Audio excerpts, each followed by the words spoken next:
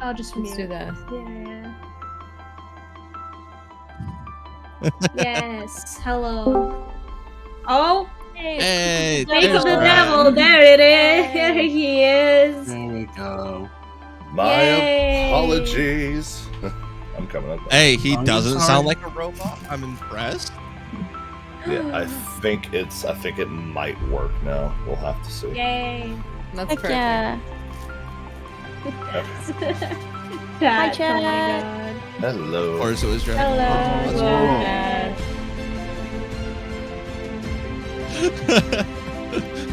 Believe in the heart of the cards. Witness your consciousness talking We to are- you. Don't worry about We it. are ascendant. Go ahead. the voices in your head. Buy it. Do it.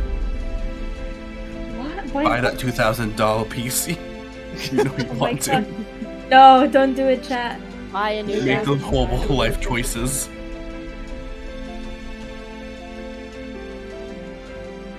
Yes.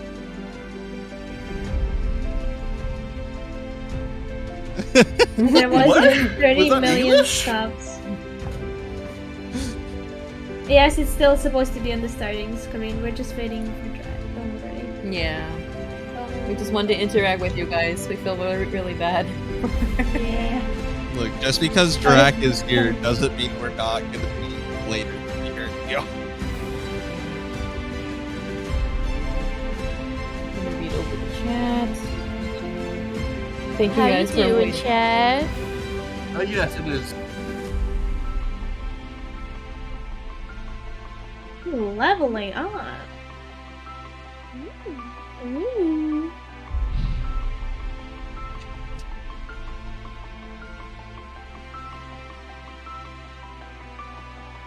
Yes. Mm-hmm. Also, thank you for waiting patiently. Please, thank you so thank much you for so sticking much. around. Oh dear. But yes, We is chat appreciate are you chat are you excited? Are you ready? Ready The for epic chaos. adventure? Chaos. Yes. Chaos. Oh, Want to kill Uh-oh. chaos. oh. There he go. Damn it! We lost Drag! Damn it! him, no. The universe really Drag doesn't is like unlocking Drag.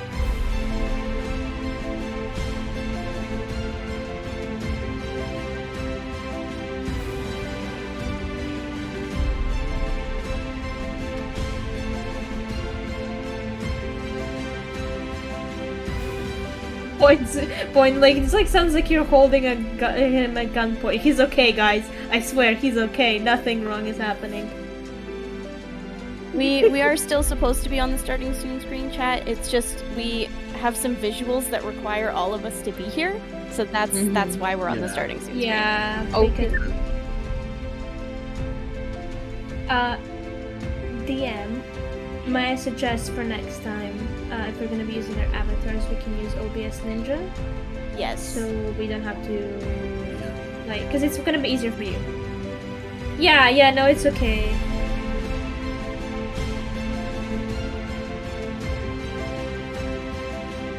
Yeah. Is it working, Bevelwork? The rack of PNGs. It decided to work. Okay. Oh, Hello, welcome back. He's back. He's back.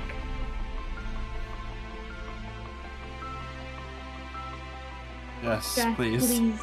work.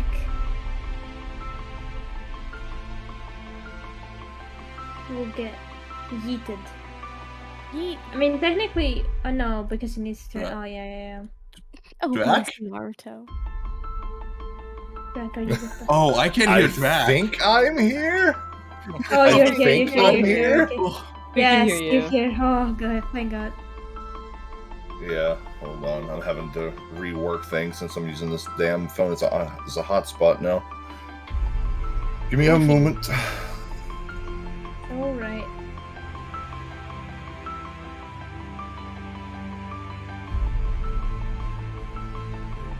We'll just get yeeted Yeah, we got the hit. out of the screen. It's fine. It's fine. It will work out. No, not ads now. Oh no, just getting hit by ads. It's okay. Intermission. This stream isn't sponsored by like Blue Gatorade or something. What the fuck?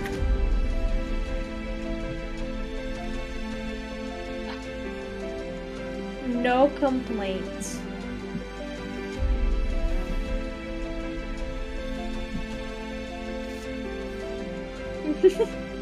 Oh my Raid god. Shadow Legends. Hey yo, gamer subs with emotional damage.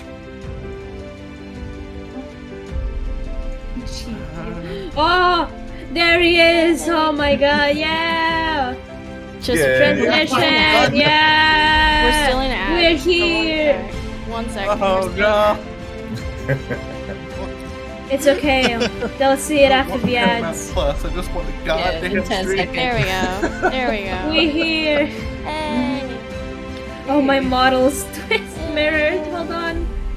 I need to... Yeah! Let's go. Ooh, fancy. There we go, that's It better. looks great. Oh my god. Oh, my camera fell, whoops.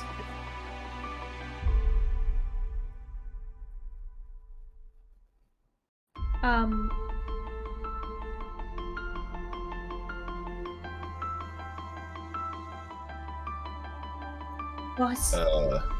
Voss, there's You chat might saying be you're muted. muted in the stream. You might be muted on stream. Oh no. Yeah, they can't hear you. Boss. We don't want you to go too far into your spiel before. Wait, are we muted? Let me check. Are we? Uh-oh. Oh, speak. we can So hear you we're not over the muted mic. So we're not muted, but Vostel's muted. Ow. Oh, it's just boss. You need to like go to your properties of the mic and the eye. Everyone hear me now? Did everyone hear me now? Is it good now? Let's Stream check. delay. Chat, can you hear boss? Yeah. Oh yeah, I can hear you. Wow. Yes. Okay. Cool. I don't know Okay. what it is. It's something to do with Streamlabs having like an aneurysm. Yeah, it I is apologize. happening with Yeah. OBS as Yeah. well. I don't know why. So, anywho, reference to chat. Yeah, The music is a little loud. yeah. Here, let me turn that down for you all. Okay, so is music now at like a comfortable level for everyone? Like a comfortable level? Okay, I would hope so because I think it's decently quiet here. I'll turn it even further down. There we go. Okay. All right. So for chat's reference, Can hardly hear. Okay. can hardly hear it. Can't hear it. Let me put it just maybe there. Arbitrarily.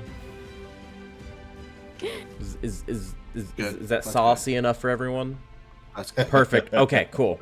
Okay, for chat's reference, because of a lot of technical difficulties, as you can fucking see before stream, that was not anticipated because reactive images is a pain in the ass and took way too long to figure out.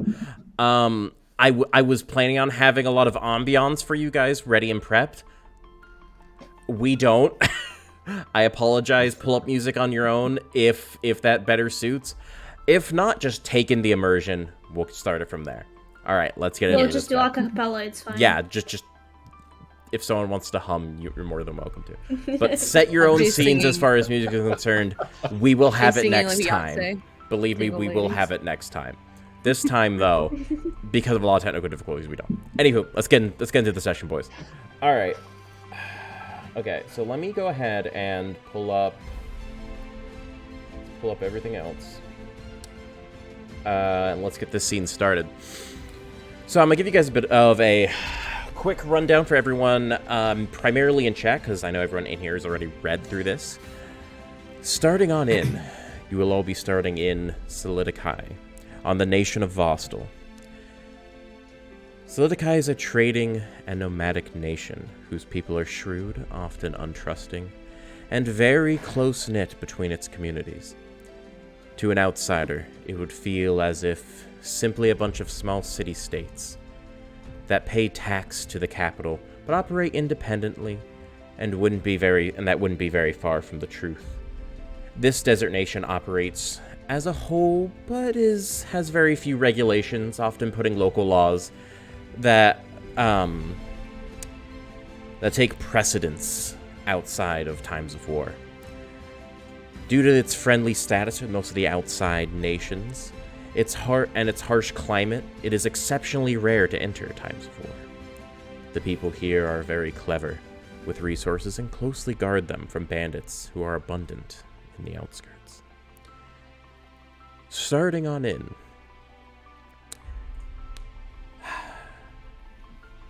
Your adventuring party's been sent from the guild in the capital of Solidikai to this remote tavern in the dunes, a few miles north of the waterway. The mission calls to go to the Silverstone Tavern and ask for someone named Rebecca Truthseeker, because she needs help finding shards of a particular artifact. She is called for a party with quote-unquote particular talents, so the guild sent you, of course. After long days of travel through sandy dunes during hot days and sleeping in tents during bone-chilling nights, you eventually navigated the wilderness and the perils to the tavern in question. Let me go ahead and get you guys pulled on over. Give me just one moment. What? No trouble.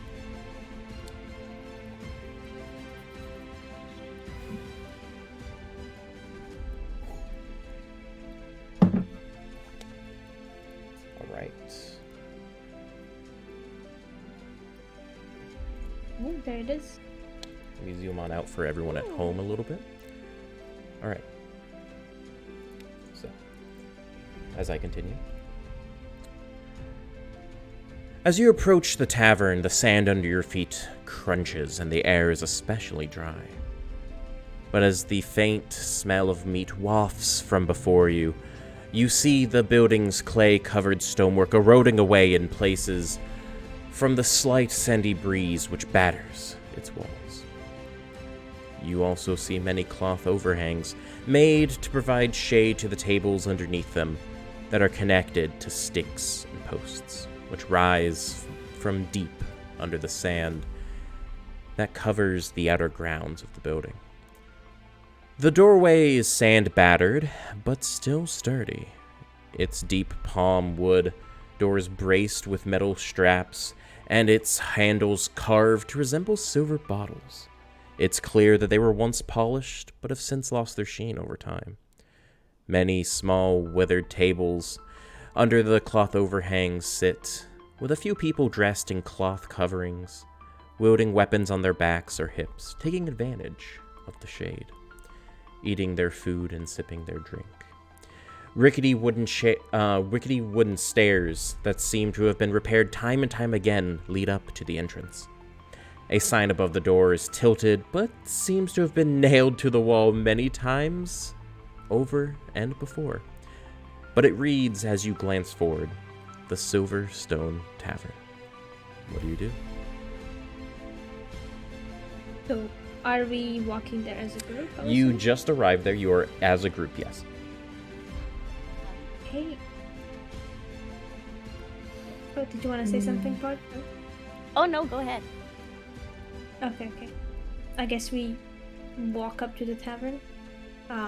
Did we get a description of the said person? No, you just know a name. Okay.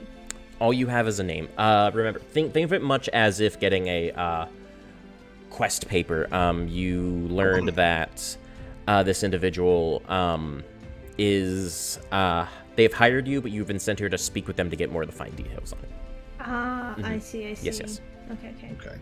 So probably should enter and see if we can find somebody of that description. First, why don't we do something a little special? Why don't we go around the table and give some descriptions of yourselves so that chat can know a little bit more about you? Why don't we start off in the top left corner? Doe, why don't you give us the initial start? Who are you? Introduce yourself. Give us a little bit about you. Okay. Let's see. My name is Fallon, and I'm a ranger. I like to be a little bit more outcast, keep people at an arm's distance.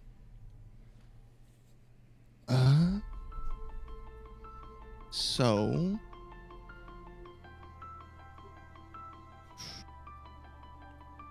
If that's it, that's fine. yeah, that's it. That's Okay. really all. Okay. All kind right. of a secretive person. I'll reveal more throughout the gameplay. But Okay. All right. Beans, go ahead. Hello, I'm Witchy Beans, and I'm playing as Babino. Babino is known as to be the worst pirate currently at the SR status. However, in her previous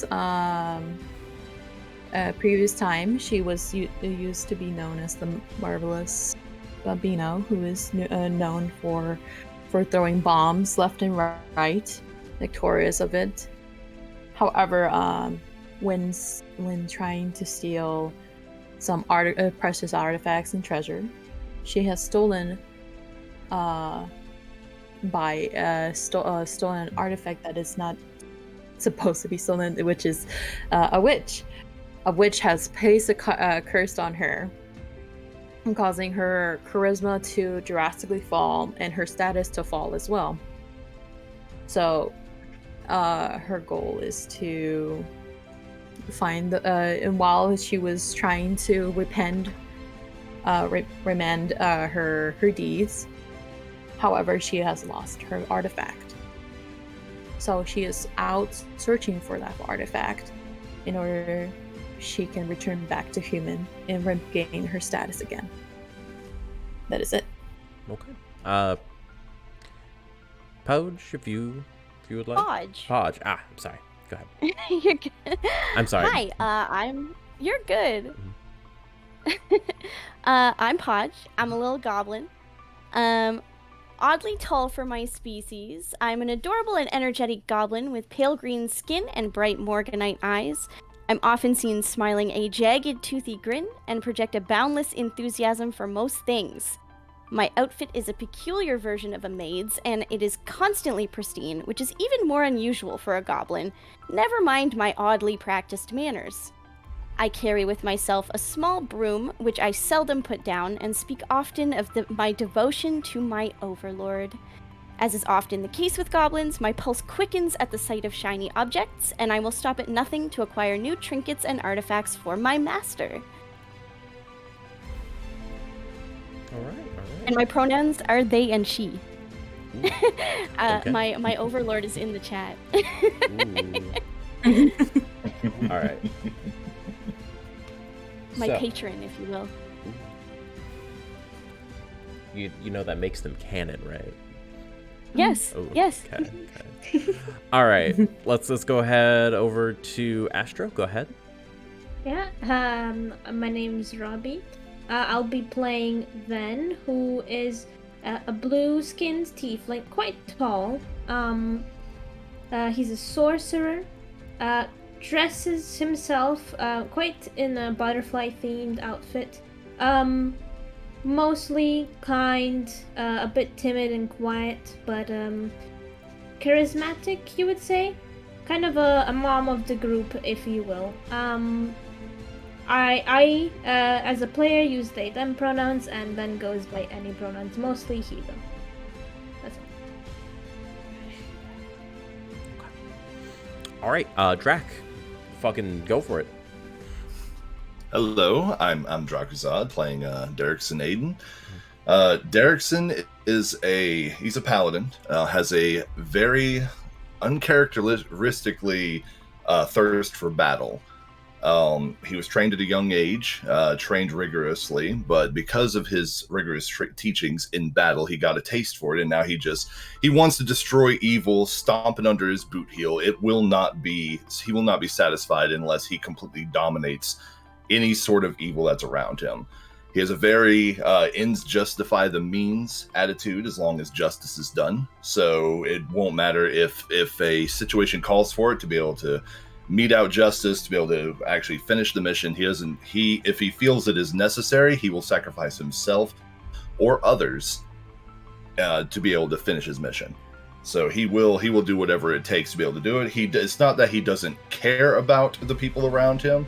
It's just that he's so driven for justice that sometimes it blinds him, and is willing to sacrifice whatever is necessary to make sure it's done.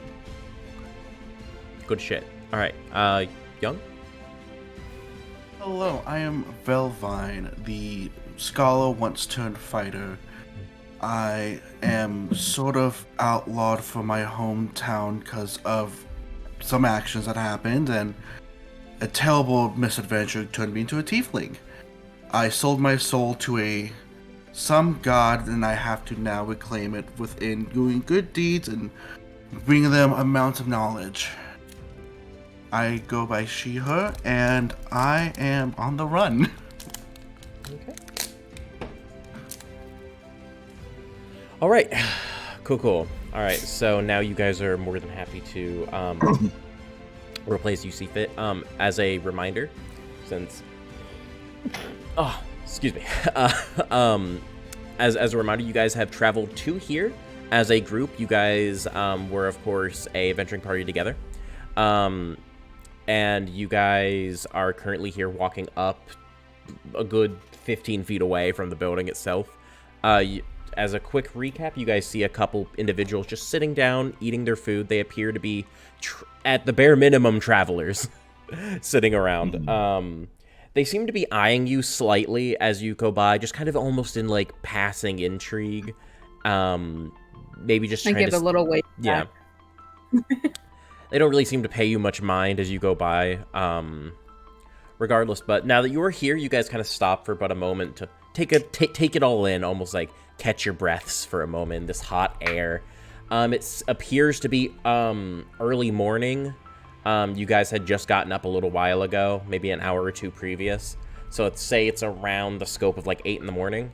You guys had just gotten here decently early. And you guys can see the door right in front of you. Clear pathway. All right. You guys can do as you will. All right. Well, I say that we walk into the tavern and see if anybody matches the description. If not, then we should talk to the bartender and see if they might know somebody of that description. So let's go ahead and go inside. Yeah. I will also definitely just beeline right in there, and Podge I stretch and I go, yeah, I could use a pickle right about now, actually. What was this lady's name again? Are you running on up there? Oh, yeah. Okay. Go ahead and move yourself up to the door. Whenever you're going somewhere, I would ask that you actually do it, if you're going to. Okay, and so I'm gonna shake my head and just kind of follow. So as you get up to the door, you go ahead and grab onto the handle. As I'm assuming from what you said, you're just gonna fling it on open. So let me reveal it for you. Give me just one moment,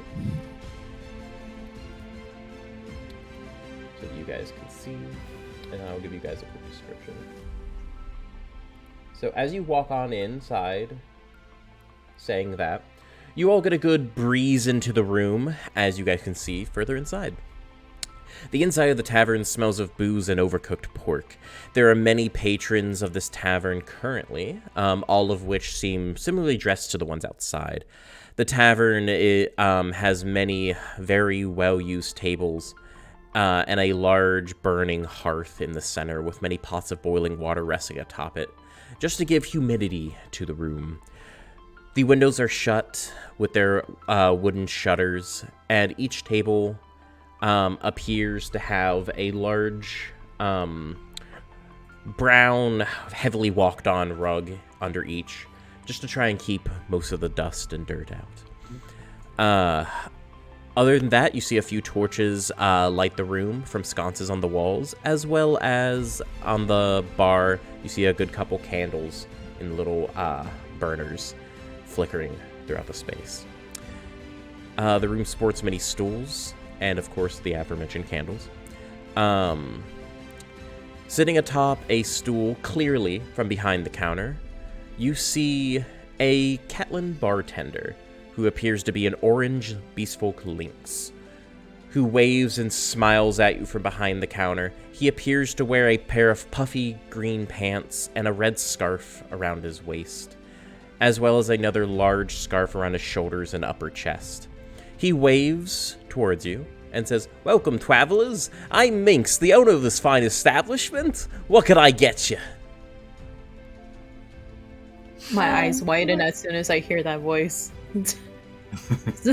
I'm taken back by it. Everyone else inside the I'll room just kind go of like right almost away. annoyingly looks towards you guys as you see Minx's ears just kind of perk on down a little bit as he just kind of like seems to like as he like situates his scarf a little bit, eagerly waiting you guys to walk up to the bar. Yes, going I don't to approach the think bar. Stream can see the tavern.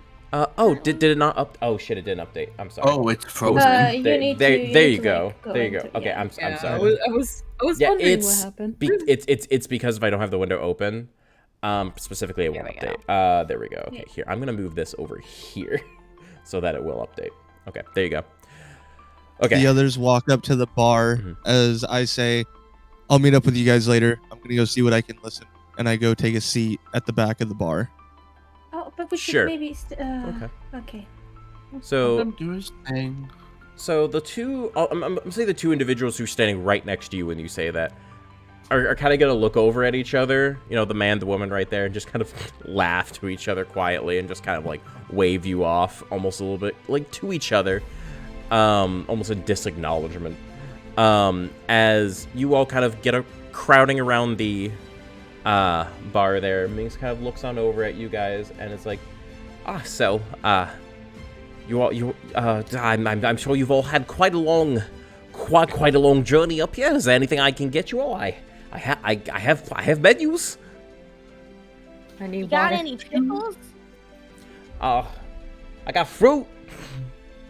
Do you have any Cactus hot too? water I can use to make my tea? As she drops her blood-covered tome onto the counter and starts writing into it. You see him kind of gulp for about a moment as he kind of turns to you. And he's like, I got bubbly water. Well, that works perfectly fine, in all honesty. I just uh, need something to make my tea with, that's all. You know what? Just for you, what's on the house. Is there anything else I can get for any of you fine individuals? You got spicy water? I do. I'll I have do. I some also of got that. milk. I got ale, and I got wine. I'll have some of that spicy water, pal. I'll just be one cup apiece, please. Okie dokie. And Podge slams down like a really gross, dirty looking copper piece. He'll snag it up immediately. He'll look on over at the rest of you. Can I interest any of you in any food? I got jerky. I got dinners. I got soup. It's good soup. Thank you. I We're want some. actually. While I am sure that your food is of the utmost quality, we're here for business, not pleasure. Of course. Let me go get those waters real quick, and I'll go over there and get that for you. Give me just one moment. As now, I'm sure for stream it's not going to update super quickly. Let me actually give. Let me go ahead and give myself access to it, so I can just do it on their side. Okay. So boop, bop, beep. You guys see him walk away, right, and walk into a back room. You hear the door open and shut. As he walks away, though, you see him hop off of the stool and get immediately, like, shoulder width with the top of the counter. As he walks down, you hear the door open, door shut. You hear the mingling of voices starting to bubble up again from around the room. Here and there, you guys don't really get too much, except for you wanted to, Fallon, you wanted to go ahead and, like, eavesdrop around the room? Yes. Okay, go ahead and roll me a perception check for me. All right. First dice roll of the game, First boys. Let's see roll. what. Don't Heck crit. yeah. Don't crit fail. All right. You know, you said it's gonna Don't happen. jinx it. Don't jinx it. Eh, That might as well be, boys. That's a 2. Of course. All right, so that's a Of 1. course That's it's a a 1. Oh my god. So what you Lord. heard? So you're eagle-eyeing the room, right? Your big your ears are just beaming across the space. Now you do catch something, but it's not really what you want. You're trying to hear off towards the other tables, but Minx just keeps catching your ear. You're like, oh man, that food does sound good, and you get lost in a mental loop of like, man, I am kind of hungry. I should have eaten that ration this morning.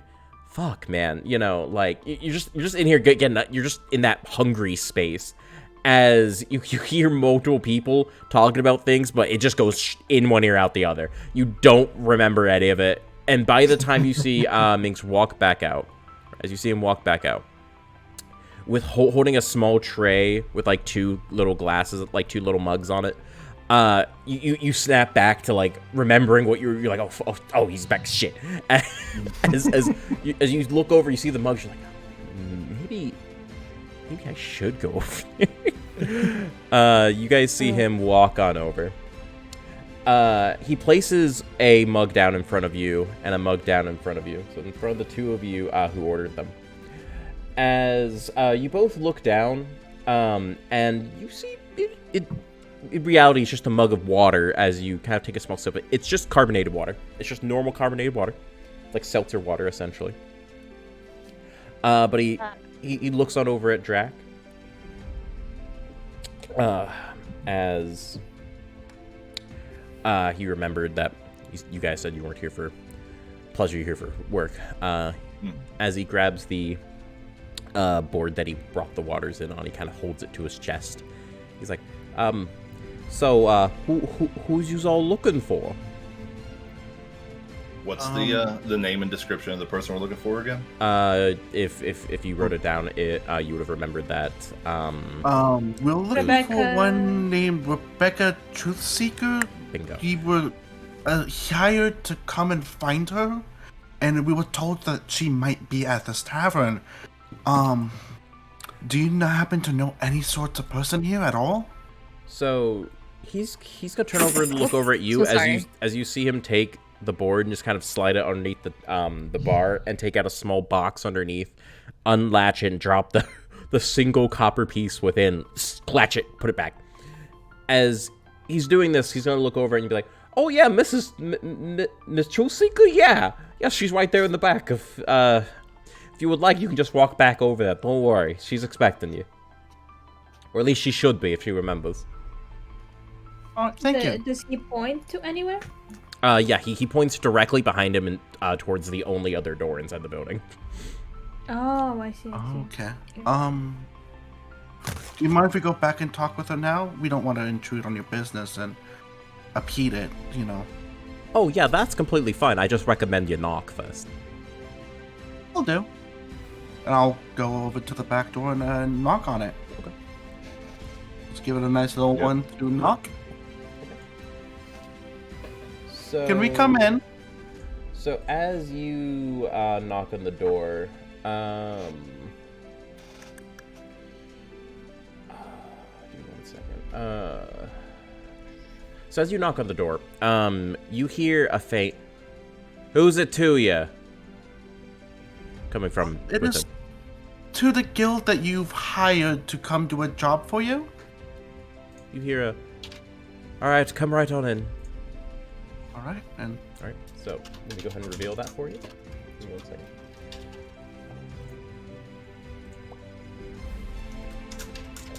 Seeing as how I couldn't hear anything, I decide to rejoin the group as I see them walking through a door to There you another go. room. all right, now we just gotta go mosey right in.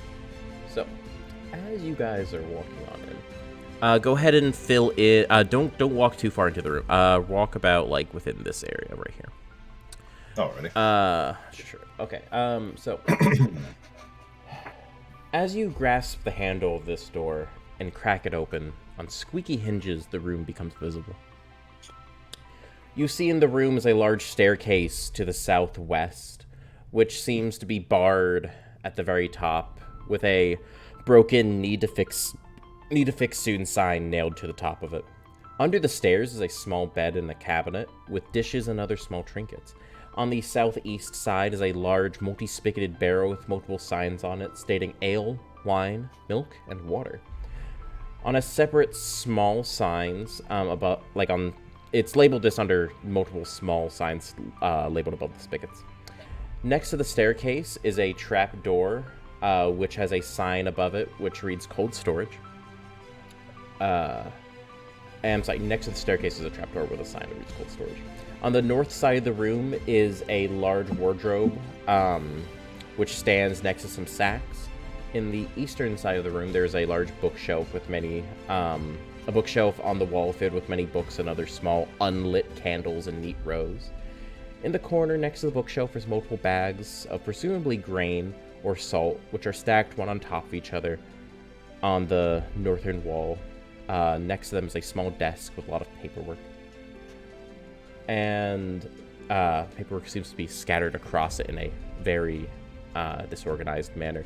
Leaning against the desk is a woman in stud leather armor, wielding a scimitar at her hip and daggers on a band across her thigh. She sports a white cloak, and as you open up the door, she kind of turns on over to you and goes, with almost a small grin, she goes, "Oh yeah, I sent for you. Almost forgot, to all of the work I've been dealing with. Say, you are here for that job, eh?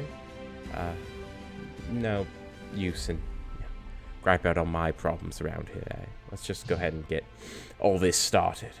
You willing to hear the details of this, since you've made your way all out here? It's quite dangerous." Yes, ma'am. Yeah. Right. Go ahead and let us know the details. Well then, I have a pretty penny set for you if you can get me a hold of some of these shards for this precious artifact. The reason I need it is I need to go save my village from some pesky raiders that are mucking about up in the sand dunes around these parts. And if you're worried, if I'm good for it, believe me, a truth seeker's word is their whole self, I promise you. So, what will be, eh? Take this on. Go and get me some of these artifacts. I can give you their locations here shortly and answer any of your questions. It will be quite dangerous. Just understand that. Dangerous? What do you exactly mean? Well, outside of dunes, you never know what you'll find. Might have some bandits out there, and one of them is protected by a set themselves. As well as another one is inside a very dangerous tomb you'll have to go grab from. But believe me, the reward is worth its weight in gold, I assure you. Also, think about all the lives you'll be saving. Helping me retrieve this item, I'll be able to go back home and save more families. You'd probably understand. I do have a single question for you. What does that artifact look like? So we know we're grabbing the right item and not guessing while we're there. She nods. And she's like, well, the artifact appears to be crystalline shards of a sword, you see. Broken up into multiple pieces. I wouldn't recommend trying to necessarily put them all back together, as only people from my bloodline are capable of actually using it properly. That's why I need to have it. Anyone else who attempts to use it just simply doesn't work. You're saying you need us to get you some shiny rocks, and you're gonna pay us to give you some shiny rocks. In a way, yeah. Deal. Okay. DM, can I tell if she's being honest about saving her village part? Sure. Go ahead and roll insight. Yeah, of course. 16. 16. Okay, so you're kind of getting... You know what, here, I'll go ahead and roll against you. See if you really can. We'll see. Let me see. Let's go ahead and roll me... Let's go ahead and roll... To keep it more ambiguous, let me go ahead and just roll the modifier. Ooh, nope, Jeez. you have no idea. She sounds very, very honest, though. You don't feel there's any actual, like, evil intentions here. They sound pretty convincing. You're like, okay, yeah, they're on the up and up, essentially. You know, I'm gonna go with the stereotypical roguelike, typical route. Can I roll a perception check around the room? Sure. For what? You know, anything that's valuable or anything that is like that it's caught her attention. That's kind of Sure, I guess. Yeah. More than welcome to try. Anything Yeah. sus. 19. Let's see here. I mean, you can tell that she's doing a lot of paperwork. There might be finance documents there. Other than that, it looks like a mixture of a storeroom and a bedroom. Presumably I for see, someone she's poor. someone of a much smaller size is bed. And the stairs leading Nice. upstairs, as you could see, were blocked off and not working. So, you can assume that there isn't, like, from your perception check, there isn't anything valuable in here, per se, but there's stuff that could be used to run a tavern. And some maybe some miscellaneous unvaluable trinkets. that just tells me she's poor.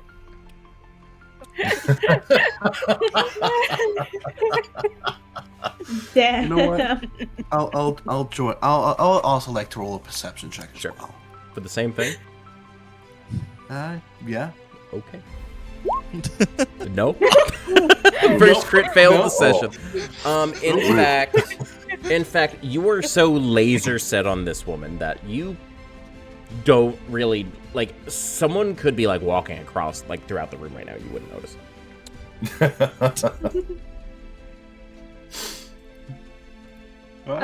So do you have perhaps a map for us? She goes and says, well, no, I don't. I don't have a map for you per se. I was hoping you would, but I do have directions. Since you all seem quite interested. You I'll go can ahead hand that. You can give me those directions because I might help. I'll be in use because as you can see, she presents herself with her outfit. I'm a sailor. So you must know your way around. Well, wonderful. All right. She clasps her hands together, kind of straightens up a little bit, and gives you guys 3 directions from here on. One direction appears to be a village due north. Like I'm summarizing this because she's giving you like intricate directions that would take far too long. However, I'm giving you guys the short form. She gives you directions to 3 locations. One is a small village due north, about an hour's walk from here, called Yondra Flats. Yondra Flats. In case anyone's taking notes. Which appears to be I wish I can't, but my pen died. Damn. I'm taking notes, so Okay, I good. got it. Okay. Good. Oh yes, definitely Okay. take note now. Yondra Flats is a small It's a small family. It's a small settlement that can fit approximately like 3 families worth of people. Which is said to have one of the shards in it, allegedly. But where? It's just from what she hears, there's one in there. The second location appears to be a bandit outpost due 2 hours west from here. She's using here as a landmark for you. And it's a bandit camp that she's had trouble with in the past.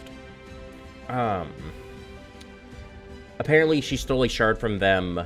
Apparently they stole a shard from her in the past and has had it in their possession for about a few weeks now, and she really wants it back.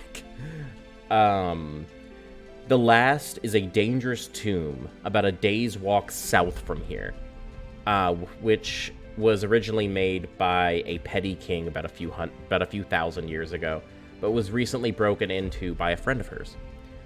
She wants you to go, first of all, see if he's alive, period. Like, see if he's alive.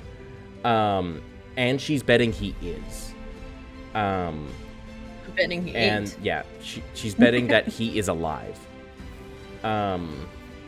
And he should be able to help you. But regardless, allegedly there's a shard there as well, so pick that up. Once she's done explaining all of this, she's gonna look over at all of you as she's done recapping all of this for you. She's like, all right, now be off, will you? If you got any questions to ask, go ahead and ask them now. I'm quite busy, believe it or not. What is the name, and what does your friend look like that went to this tomb? Oh, yes, of course. My friend's name is Tusk. He's a bit of a business partner of mine. You see, he's a half-orc, and he tends to be, my, like, bodyguard and muscle whenever I go out traveling. I take care of the smarts of our arrangement, and he takes care of the more unsightly, let's put it that way. It's interesting how you worded, because it sounded like more than... Never mind. I'm gonna leave your private life alone. If you're insinuating that we're fucking, no, we're not. I can assure you he's not my type. What do you do in your own time is none of our business. But is he cute? I agree. Pardon? But is he cute? To some, You- I Just suppose. so I know To if me, I'm no. looking for a cute half-orc or like a stinky half-orc. I'm sorry. I don't know how to Roll my explain eyes this to to the you. It's corner. not. I have no opinion on this. Listen, if you have a tie tape, it's okay. Podge, I don't think that's a good way to distinguish between two types of orcs. What do you mean? It actually kind of seems a little bit problematic. Regardless, whatever it is, if you guys are all done asking questions, please, I have things to attend to.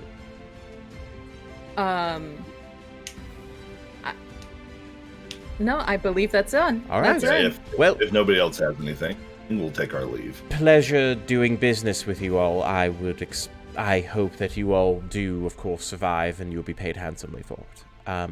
I will need those shards back as soon as possible. Lives are on the line, I promise you.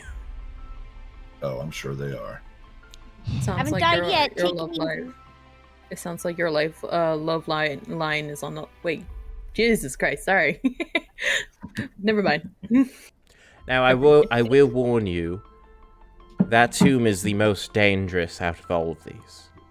You might want to go to the other two first. That tomb will most definitely run you for your money.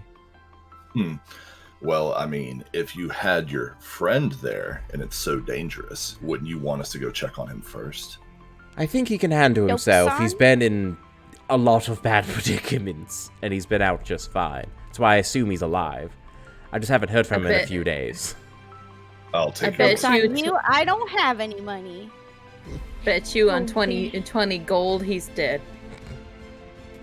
Let's not be so negative. I'm sure he's alright. He sounds like Oh, a I'm tough sure guy. he's alright, but I like gold. You just want to take all our money. Thank you for the information. We shall go to the two first, and then Yes. go find your friend afterwards. Should we be on Yes, our way let's- now? Let's take our leave. Yes. Yeah, I got small legs, so let's go to the village. This Would is- any of us know anything about the true Seeker bloodline that she talked about? I mean, I'm going to tell I you mean, this right now. I would let you roll for that, but it's like a family name thing, and she isn't super renowned or anything, so Yeah. no. It's Wait, probably hold just on. like I a... use my researcher feat. Hold up. I can actually do that. I'm going to tell you this right now. Her family is not accomplished at all. It's kind of like if you were like, oh yes, the Smith family never lies, and it's like, I which mean- one? If we want to learn more about them, maybe we should ask the locals about it. Sure, Oh, that's if true. you feel like it, sure. So I. Oh, that's not the right one.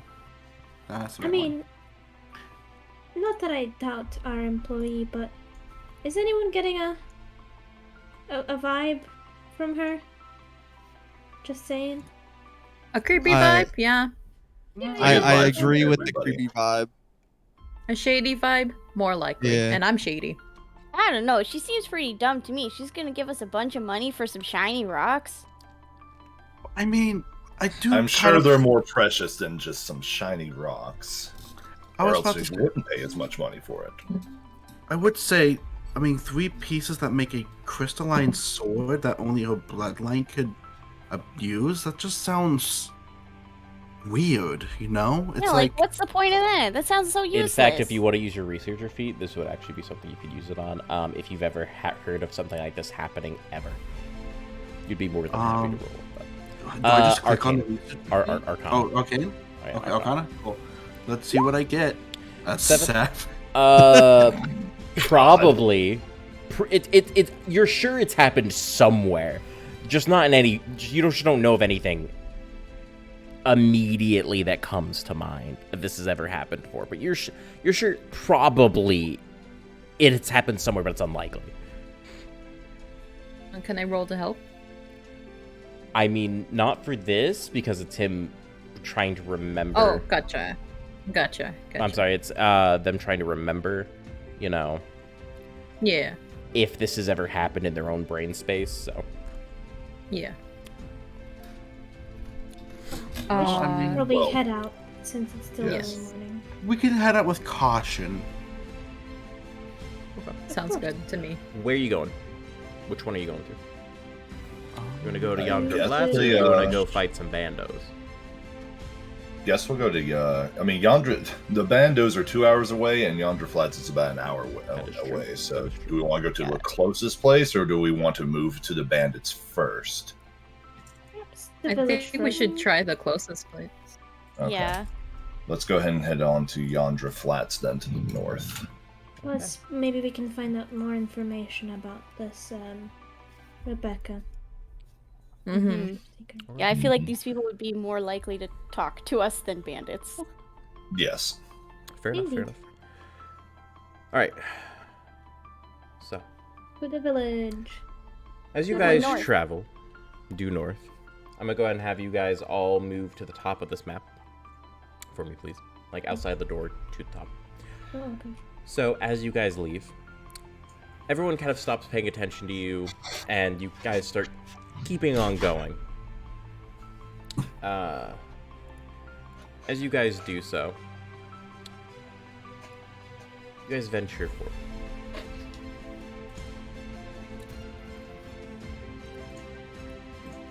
You guys venture forth.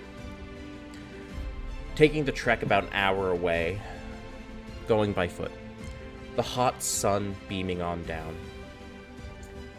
The sand whooshing on past. Foul winds whooshing occasionally throughout the space, kicking up small dust storms. Nothing you can't handle. But you get there relatively unscathed. Maybe some sand in your boots. Maybe some sand in your eyes. Nothing really happens on the way. However, upon reaching the location,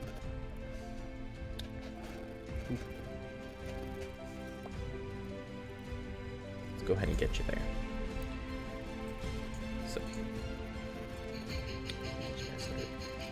So you guys are going to Yonder Flats first. So as you approach the small village surrounded by crumbling rock walls, where sand has covered sections. And by the way, I'm just moving the camera around so chat can see everywhere in here.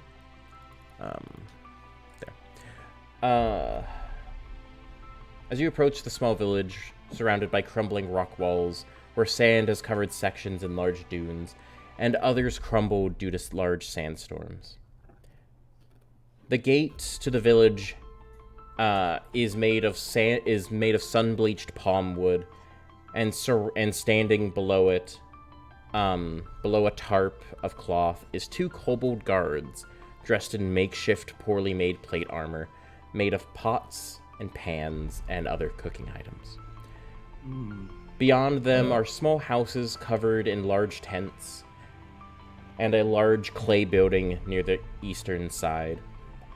There are also many kobolds who mill around the village performing various tasks. The guards stiffen as you approach and hold their spears out towards you all and call out towards you preemptively as you arrive. I'll say the one due to the south, so the one on the right-hand side, kind of yells out, "State your business! What do you have and what do you need here?" Oh, you do speak common. Oh. Yeah, he's speaking common. You're switching accents. I'm sorry. Ooh. I'm sorry. Who are you to tell me how kobolds speak? Yeah. Hello. We actually here for a quest. We've been hired to get a crystal that apparently is in you guys' village. We could make a deal with you guys to get it and, not cause any trouble. If that's possible. So they kind of look over at each other. They're like, "You here to cause trouble?" No. What? I think we can do this in the most peaceful way. No trouble at all. I mean, if you have the thing we're looking for, we can make a trade, or we can do something for your guys' village and help you guys out, if that's possible. Roll persuasion. Persuasion. All right. Persuasion. If anyone would like to help, you're more than welcome to. Just go ahead and hop in. I'll try to help. Like, hop into the conversation. Which I have. Oh, okay. Please help. Please. List 6, you are going to need help. We're not here to cause any trouble, if anything, quite the opposite. Just looking for the shard, really. The only trouble that you will get is if you cause us any trouble as we search for this shard. Okay, go ahead and add your, go ahead and roll for advantage, youngest. But -2, please. -2, okay. Oh, 16. 16 work. That -2 is from Drac threatening them. I know. So they kind of look over at each other as they look over at all of you and go, all right. You can all come on inside, but no funny business, as they kind of rake the spear back and forth as they slowly stand them up and kind of stand off to the side. Yeah, no funny business at all. No worries. Drac, please, for the love of God. We'll try to contain myself as long as they do. They don't seem to be hostile. They seem to be regarding. I'm sure they were just protecting the city. So as you kind of go on inside, you don't really see any other people besides just kobolds through here, weirdly enough. You do find quite a bit of them seeing you guys. They appear to like dart into the buildings, or run off into the sides, or like hide behind things in various areas to try and like evade your gaze, but they're doing it very, very poorly. As you guys are walking through, the only one that appears to not is the one guarding the front door of the biggest building inside the entire complex. Hey, one of us must smell real bad. The people around here don't want to talk to us.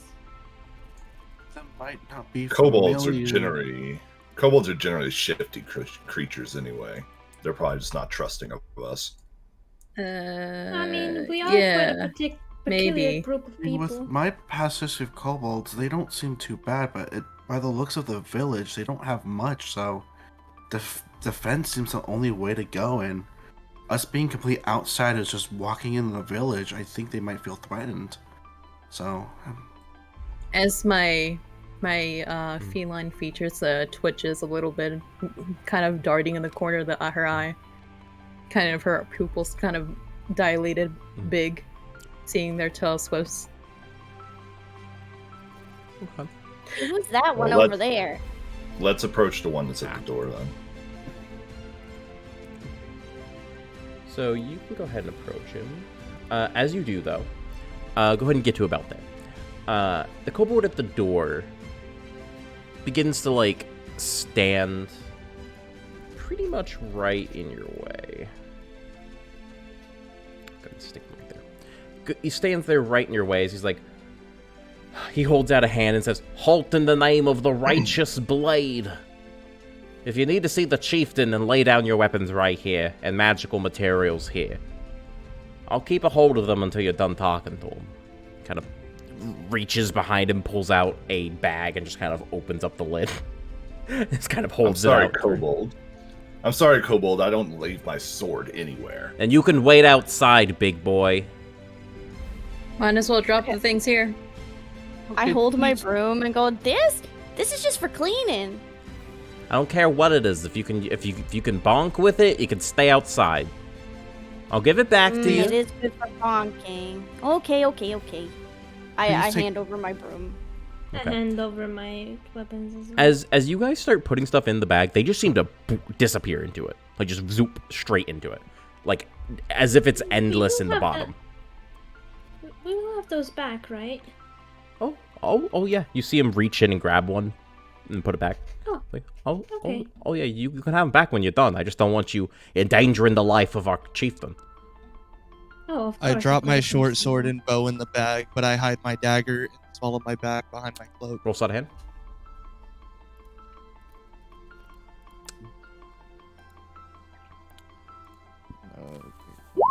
There we go. Nice. Nice. First natural 20. Ooh, Yeah. nat 20. I'm not even gonna roll. Wow. I'm not even gonna roll. Not even gonna roll. You okay? So who's all putting their stuff in there? Me. Okay. I am not. Okay, then I'll you're let waiting y'all go. outside. Yeah, y'all can go inside, and I'll stay out here. If I hear any trouble, I'll shove this kobold out the way and get in there. I dropped my things in there. Okay. So that should be everyone but just Drac, right? Yeah, I'm gonna stare at this kobold. That's fine. You stand there menacingly. So as everyone puts their stuff in there, youngest, you do it last. As they're putting it in there, you slide a dagger deep within your cloak, like tuck it underneath your arm and everything. As you stick everything else in there, he looks you up and down. It's fine, you know. Like, he doesn't see anything overtly. You look, to be honest, you play it off perfectly. As he just kind of looks at you all and goes, all right. Give me just 1 second. As you see him close the bag, slide it on his hip, knocks on the door about 3 times. Just kind of stands right next to the door again. He's like, I'll be with you in a second. This would be a lot faster if I wasn't using 2 windows to do this and making sure it updates for them. So, okay, I get it. hold on. After a minute or two, you hear the door creak on open. And I will reveal to you more in about a moment. Okay, there we go. Press the wrong window for a second. Okay. You see an old man with a staff opens the door and says in a wary, withered tone, "Oh, what is it? I was in the middle of an important ritual. Oh my, we have guests! Come right in, the lot of you. Come on in." As he seems to kind of walk right on in, waiting for you guys to kind of like shoo on with him. He seems to be walking significantly slower than the rest of you. Let me go ahead and reveal that for you. Okay. So he seems to go right on over here. As he kind of motions on for you to come in, the old man appears to shamble inside, putting much of his weight on his staff, and proceeds to move a little further in towards a small table on the western side of the room where he is currently. Barely big enough to fit 1 person. The inside of the room is warm, and from the grated hearth in the center of the room, you see multiple pots of water slowly boiling on top of it, much like you saw inside the tavern. The sides of the room are filled with ornate shells and chipped and broken shards of magic items, strung together like ornaments from one wall to another. A large altar with a cross guard made of solid crystalline blue material sits atop a metal stand with candles around it that are lit and glowing a faint red color. The old man sits down with a thump and a humph and says, "So what brings you all here to our humble little village, youngsters?" Well, we're actually part of a guild in the capital, and we've been hired to find a shard of a crystalline sword, and we were told it might have been in this village. Do you have any information on that? Oh my boy. I'm sorry. I'm used to 90% of my players, their characters being men. I'm sorry. It's habit. Oh my. Well, I do focus on quite a few magical components and many magic items. I think I might have what you're speaking of, but I cannot part with it. You see, youngsters, I collect multiple shards of the weave as it speaks to me. Calling it forth, I go and gather various other trinkets and other magical artifacts. Bringing them all towards me, it allows me to hear the words of the weave, so that I can go forth and do good on its behalf, do its will, whatever it commands. I can hear it now as it culminates all in one place. The weave itself works into bringing me towards them all. If I were to lose even one of my artifacts, it would be like shutting off the voice and making it go quiet as a mouse. You see, artifacts flow with a weave far stronger than you would dare imagine they would be. But if you're in tune with them, the words that they speak and the paths they guide you on, simply immaculate. I apologize that your quest will have to come to an end here. I don't think there'll be any way for you to trade me for it unless you can bring me something about equivalent magical power. If that was the case, I'd be more than happy to. Whatever that was the case, if you know something as attuned to such item, we can bring to you so you can give us the crystal shard. I do not know of any at the moment, though I hear inklings of the weave calling me forth in my near future towards one, but I do not know where it is at the present. The weave speaks to you when it dares, and I, humble servant of it, am at its beck and call whenever it dares speak into my ear. So, wait, does that mean you can use the shard? Its magic is most like any other artifact. I suppose I could, but in its current state it is shattered. Its weave, its connection to it pours out of it, like a symphony, you see. Its magic is not allowed to be, it is not capable of being tapped into at the very present. But I suppose if its other components were brought together, it could be, yes. So, you're saying that a bloodline doesn't need to use it, then? I suppose it could. It could. Most likely, no, but I suppose it could. It would not be outside of realm of possibility. You know, it's completely rude of us. We did not ask your name. Pray tell, what is your name? Oh, yes. Pardon. I am the chief here. I'm Chief Nomaka. It is simply me, my son, and our kobolds that we have fostered. Your son? All we've seen was kobolds. Where's your son? Oh, he is simply in his home at the moment. I can go fetch him if you would like to meet him. You see, he's a very powerful man.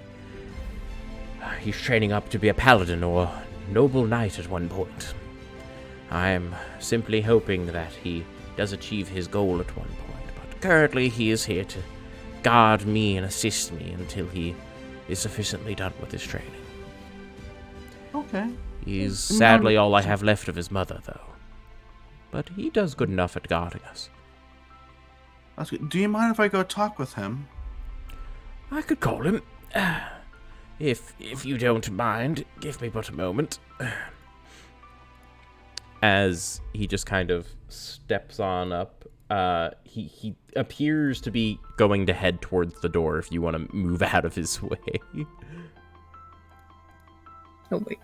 I would just block the door. No, I'm kidding. You see him walk to the door as he's like, You see him yell on out. Give me just one moment. Give me just one moment. I'm having to grab him from the spiraling abyss. As he's like, Zorn, get out here! As you see him then just go, pardon the yelling, give it just a moment. He'll come. You see moments later, coming out from a doorway at the building right next door, do a little bit north, comes out a half-dragon, clad in half-plate, wielding a shield on his back, and he appears to have a long sword at his hip. As he steps on out, he kind of like opens the door. He's like, "Yes, father. What do you need?" He's like, "Oh, we have visitors." He's like, "Yes, we have visitors. Come here." You see him just kind of go, and he nods towards you as he appears to walk on over. As he walks back inside. This man is as big as Drac, if not slightly bigger. Okay. He appears to walk into the room. He seems to be a little uncomfortable by this. Almost like a teenager being walked on in to like a group of your parents' friends. He doesn't appear to know what to say or anything. He's like, "This is my boy Zorn. He's a good boy. Oh, you've met him." He just kind of gives a little, "Hey, did you guys need me for something?" Well, yes, your dad here told us you're trying to become a paladin, right? Yes, I am. I am hoping that one of these days, soon enough, my god does, in fact, grace me with some form of recognition, allowing me to swear an oath to them when I have become devout enough. I mean, in my experience, I just, bring my overlord shiny things, and then I get power that way. So you could always try that. You see him give you a soft smile as he kind of looks on over it. He goes, "You see, small one, I wish to, protect the land's people, and go out and, to say the least, defeat those who wish to kill meaninglessly. I hope to protect as many lives as I can during my time. And if it means I die on the battlefield, so be it. It'll be inside the Red Cause." I mean, suit yourself. I lift my head up just where you can see my eyes beyond my hood, and I say, "No disrespect, chieftain. Tell us what you want in exchange for the shard given to us. I have no time for jibber jabber."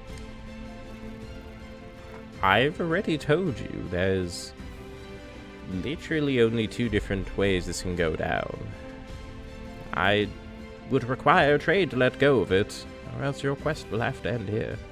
There's nothing really I can do about it. Can I roll for Arcana? You roll for Arcana? For what? For my researcher, if I know there's something of equal value. I mean, I can tell you this right now, there are. You have no idea where they are, because they're artifacts. Okay. I mean, you know they exist. Nomaka, right? Does the last name Truth Seeker mean anything to you?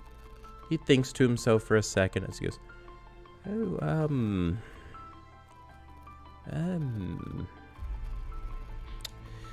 gonna think to himself as he goes, I think it does, yes. Isn't that the, leader of that ruffian band over at the bar not a couple of hours away? Yes. Yeah. Rebecca, Truth Seeker? I don't know of her full name, but I think I've heard of her name here and there. I haven't gone anywhere near that bar since she rode on in. I remember the bar before that was much more friendly. We used to get some supplies from them occasionally in exchange from, well, getting things that break, per se. Occasionally I'd bring him some of my self-made trinkets, put it that way. Some magical knickknacks here and there that he found quite fascinating. And he would, in exchange, give us small shipments of water, wine, and the such. But ever since that band rolled in, it's been... my kobolds have been scared off from the premises. You say band, like as in it's a bandit group, right? I don't know what their affiliation is, per se, but I don't... They seem like ruffians to me, at the very least, and they seem to be, if not aggressive, they appear to be rude towards my kobolds, but nothing physical is altercated. Now, do you recall their name? Oh, do you know of the group? No, I don't Did know they the go name by? of them in particular. I've never met them personally. I've only heard about it from the kobolds who have ventured. Alright. Well, I do have a question for you. Of course, ask What away. if, per se, we bring the 2 other shards to you? What would your intention be with those shards? Oh. Well, that's a very simple answer. Zoran's gonna look down and go, can I go back home, by the way? Oh, yes, go. He just Nice to kinda meet you as well. He just kind of like gives a little, all right, bye, as he just kind of walks out, heading back home. It's so awkward for him. Yeah, it is. But he's gonna stand there and kind of go.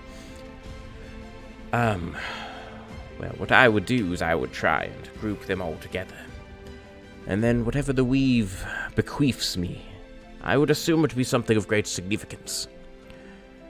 Whatever it deems wished, I would go and achieve. Usually it calls me upon gathering a new artifact of some kind.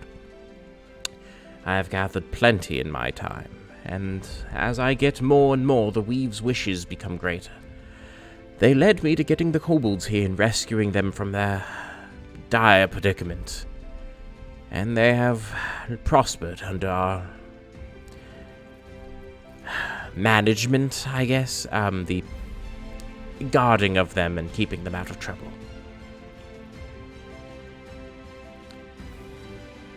Okay. Now, I also would like to ask, what kind of dire situation were the kobolds in? They were, well, to put it lightly, they were starving. Being out in the desert in a small cave. Oh, wait, what happened? Who left? Oh, okay. Okay. Oh no, the Rubik's Cube. Oh yeah, the Oh, no, Rubik's the Cube. Rubik's The Cube. Rubik's Cube. This is what we were saying. Okay. We're good, I think. There you go. Okay, we're good. Okay. Sorry about that, guys. Yeah. I'm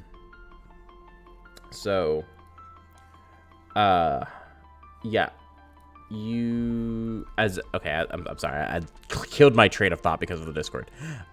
He was explaining they were they're stuck in a cave. To be frank, they were starving. Being out in the middle of the desert in a cave. Not much food to go around, and we passed on by, saw them in there, were attacked, but out of necessity we had a small, animal with, food and the such in my caravan of magic items. We then, subdued but didn't kill them for obvious reasons. Zorn was the one fighting. Once we asked them why they had attacked us, it was for food. They begged us for food. Of course, we were going to give it to them regardless. But we instead gave them a new proposition. Instead of starving out inside the wastelands, why don't you come along with us? We found a small spot, relatively close to civilization. A good day's journey or so out. Decent area where rainfall falls more often than the usual. And where trees were growing, it seemed to be decent. We built this small settlement. They've done reasonably well since. It's been a little harder ever since the tavern has been unwelcoming of us, but... well. Alright, do you mind if I take my party outside and we have a quick, chit-chat for a second? By all means, go. That's fine. If you ever need to speak again, just talk to the kobold out front, and you're more than welcome to come right back in. Will do. Thank you kindly, sir. He nods. Not just Before once. we leave, Mhm. I think it's very nice what you did for the kobold, giving them a second chance. I mean, I feel like it's what anyone would have done. Anyone with a heart, you that would be is. surprised.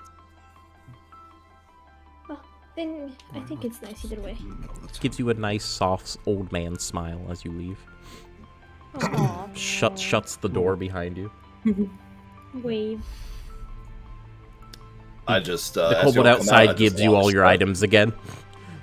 And as they all come out, I just lockstep with y'all and just bring me up to speed. What did the old man have to say?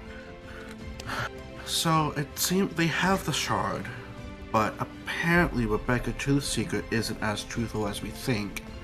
Because according to him, she has made the bar a little bit more hostile with a settlement for supplies, which now begs the question, who is she really affiliated with, and what does she really want to do with the sword and the shards? I could We also all ended question up- the motives of the old man. He says that he adopted these kobolds after they attacked him. I don't believe that anyone's kind enough to do that. Oh, I think. I mean, did he you is not? Kind. I Right. think perhaps Rebecca's just a bandit that wanted a powerful shard to have more control over the area. But it's just a theory, you know. I Either heard way, that. we gotta get this old guy. We gotta get this old guy some shinies so that he'll give us his shiny. So either way, we gotta go find some stuff. Yeah, at this point we don't. He said that he has the shard. He's not willing to give it up. So what does he want us to do to get that shard? Get a better artifact that can connect to the weave, which... Unless we get rid of the bandits that are keeping the kobolds out. Well, I guess we need to head over to the outpost then. Looks like nothing's going to happen if we stay here. Let's move on. We shall do that. You gonna do that? Yep. Okay. Yep. Okay. So you guys head back down south, straight back towards the Yep. tavern. Hits your land post, and you guys just kind of, since it's in distance, like viewing distance, you guys just start heading towards the bandit camp. Okay. Okay. So, let me go ahead and throw you guys.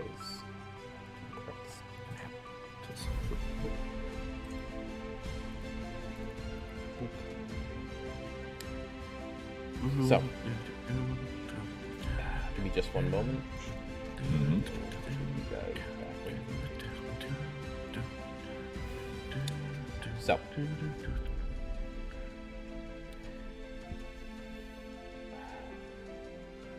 alright. Sorry, there's a lot of scrolling in where I'm reading all this from. okay. So, No as you worries. venture towards the bandit camp, the sand beneath your feet begins to turn into stone as you pass through one of the many stony outcroppings that you have passed through hundreds of times before on your journey. The sand underneath your feet begins to crunch as you begin stepping onto hard stone. Large rock faces jut up from either side of the small valley, not surrounding you in its entirety, but just in small areas like exceptionally large boulders scattered across the landscape. As you venture further through the land, you come across a large open area where in front of you, from behind a large rock wall, and let me go ahead and reveal to you the area so you guys can see what I mean. Oh, no, I didn't mean to grab the whole page. Let me go ahead and make it so that the whole stream can see it as well. From behind a wall, and let me describe this before doing anything, comes out a man. I need to find my place again. Okay, so you come into a large area where in front of you, behind a rock wall, comes a large man wearing a red and blue cloth covering around his face. As he wields a scimitar in one hand and holds out his free hand out towards you. He's like, "Oi, if you want to live, I would suggest you hand over your shinies right easy like." Wait, did we get our stuff back? What? Yeah, we did. Yeah. Okay, Yes, okay, yes, I'm making sure. He kind of like opens and closes his hands a few times, and then he says, "As well as any weapons you might got on you. I don't want to get physical. Not out here." Podge goes, "No way, brose, you're not getting any of my shinies." He's gonna like take his step out finger front, and it's like like, you're point gonna- it around the canyon. As he kind of looks at the big man walking towards him, as he's like, "I wouldn't recommend that. I've got my boys all around you. I wouldn't recommend making a move unless you want to be filled with holes." Drac, as you see Well, three lucky for arrows you. fly right in front of you, sinking into the dirt one after the other, about a good one pace in front of you. I look at him and go, "Well, lucky for you, I like boys." Okay. As the arrows landed, Drac I don't- Okay. I don't think that's what he meant. I think I'm gonna make a perception Listen, check. Sure, go I ahead and never roll said I was perception. Yeah. smart. Go ahead and roll perception check. Let's see here. 17? Ooh, nice one. Okay. I'll say you see where those three flew from. Okay. You can see... it's just you, by the way. You see one guy there. One guy there. And one guy down there. All right. They I'm gonna. seem to be crouched on their stomachs and like holding the crossbow right over the ledge. I'm going to not pull out my longbow and notch an arrow in preparation. On that mark, go ahead and roll initiative. ooh, first fight. First fight of the day. Woo. Then remember to click Yeah. your token and then roll Oh, initiative. got 20! Ooh, Let's nat go! 20, let's go. Oh, let's go. Wait, Ooh, 9 point. come on. Wait, what? What? Oh, it's a dex breaker thing. So in case somebody gets a 9 as well, you know. Yeah, who it's goes a first. dex, it's an initiative breaker. Yeah. Darn. Okay, so let's grab him. Okay, so descending order. All right, if anyone in chat's got to play battle music, this is when to do it. So first on up, we have Witchy Beans. Go ahead, Babino. You're All up right. first. What are you gonna do? Wow, I did not think I'm gonna be first. You are first. Oh my Actually, God. wait a minute. Did you roll? Yes. Or did you just roll stupid? No. Okay, you rolled nat 22. All right, so you have a better nat 20, so you are up first. You're right. You know, right? Anyways, all right. Well, the nearest, oh wow, here they are equally. Well, we're gonna try. I'm gonna try my sling for let me check on my ruler for a second. Oh, Doe, did you not? I did. It just showed up. I was very confused for a solid second. Weird. Oh, It Okay. lagged. It high-key lagged. Okay, Weird. you know what? Weird. Oh, wow. Weird. Everybody just roll Okay, Doe, that you're up 20s. first. yeah, You're go up ahead. first. I'm ahead. so confused on why that took so long. You're Okay. up first. Weird how Yeah, it took go- forever. Okay, but I Go fixed it. ahead. earlier. It will You're give first. me time. It will give me time to figure out my stuff. You're first. Okay. I would like to pull out my longbow, notch an arrow, and send it towards the prone crossbowman up on the mountain bridge Mhm. to the south of me. Okay. You don't see any of those three. You only see this man. Remember, it's just youngest who saw. Yeah. Okay. Then yeah, I'll send it right at him. Okay. Go for it. Go ahead and roll for your attack. And you just have one attack, don't you? Or do you have multiple? I have multiple. You have multiple? Okay. That hits. Go ahead and roll damage.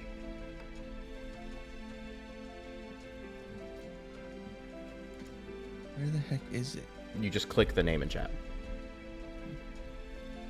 Yeah. Okay. Longbow 23. Okay, yeah, click the name in chat. Okay, there we go. 7 Roll your second attack. That does not kill. Go ahead and roll your second attack. Nat 20. Okay, roll damage. Nice. Okay, anything else? Nope, that's it. Okay, cool. Give me one moment. 23. Okay. So you take your you rip your bow off of your shoulder, grab an arrow out of your quiver, slap it right in, pull it all the way back. As you fire, you quickly reach your hand right behind you, grab out another one, and in less than a second, you whip out another one as 2 arrows fly forward at a lightning fast pace. The first arrow slams into the man's shoulder as the first one just hits him back. His shoulder moves back slightly as you see him kind of like look on down as he's about to be like, ow, as immediately you see another arrow rip into his knee. He falls straight down on trying to hold himself up on like a crouched position as you see the arrow has pierced straight through the front of his knee out the back. As you see him just kind of like put a hand on the ground and force himself upwards, leaning on one leg. You see him look on over at you as he just, through gritted teeth, says, all right, that's fucking it. I'm done. You're all gonna die. Anything else? Nope. Okay. Next on up, Beans. What are you doing? All right. Quick question. Are we on quicksand? That's the one thing I missed. Are you on? No, you're not on quicksand. You're on stone. Okay, good. Yeah, that's all I need to know. Yeah, you're on stone. All right. I'm gonna throw a smoke screen. Okay. Yeah. That's all. That is how big again? It is a range of 20 feet around the point of the impact. Okay. So, and where are you throwing it? I'm gonna draw it in between all of us, so the enemies won't spot us and give us an advantage. Technically, right here. So 20 feet. Now Yes. that is gonna heavily obscure all of you from seeing as well. Just Just Okay. FYI, it works Alright, both let me, ways. It's not like ninja power. Boom, you can still see. No, it's ninja powder. No, Everyone can't see. No, I figured, but I'm gonna let like my party know, like, I'm just gonna yell smoke screen. So you're just gonna yell smoke screen, throw it on the ground. Yes. Okay. Pocket sand. Pocket sand. It's like All right. It's like pocket sand. All right. Would that be like this is a homebrew. This is the first time I even. You're okay. So it's there to there. All right. Wow, that's pretty far out That's there. wide. It is wide. It's 20 feet. So right there. So starting right in the middle of the group, you see her just kind of yell, smoke screen, throw it on the ground. As it immediately hits, you see this small orb, the size of like a baseball, fly straight down to the ground. Under your feet, you hear a shatter as you just see a puff of smoke fly through the area. As it just fills quickly, like a massive eruption. Fills through the space all the way up. The entire valley here feels like it's just filled with smoke none of you can see. Like, it's basically all darkness. I believe it makes it heavily obscured, right? Yes. Okay. Wait, hold on. Let me double. Heavily obscured? Oh, it doesn't. It doesn't say. But which is it should say it's obscured or not. Let me take a look. Because it would say, not that. That's cool. Give me just 2 seconds. I have it right here. Oh yeah, it's similar to Fog Cloud, which is, I believe, heavily obscured. Yeah, Okay. that's Okay. So, all of you are blind. Literally, all of you have the blinded condition right now until you get out of it. yeah. I'm just it's I'm hoping giving us like, you know, to Fair a little enough. bit Is there advantage, anything a else little you're doing? protection. I think that is my turn. Okay. So next on up is youngest. Go ahead. Oh, I'm going to move. That's perfect. That's under movement speed. Awesome. Mhm. So I'm going to move out of the cloud of smoke over here, Mhm. behind this rock, so only he can have the guy on the other rock up there only has vision. The smoke screen is big enough that you can't see into anyone else's field of view, so it's literally just that guy. You're correct. Yeah, it's just that guy. Plus, I mean, I'm behind the rock, so I don't Yeah. really expect the other one on the ridge. I And was, so I was going informing to... you that it was high enough that they wouldn't be able to see you. So Okay, cool. Yeah. I'm going to use my longbow. Yes. So let me just and you know what? Just for added. No, I'm just gonna use regular longbow.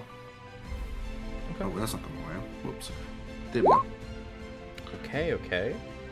21. 21. That does hit. Go ahead and roll damage. Okay. I'm sorry. Anything 7. else? That does not kill. I'm gonna action surge, which allows me to give a second action.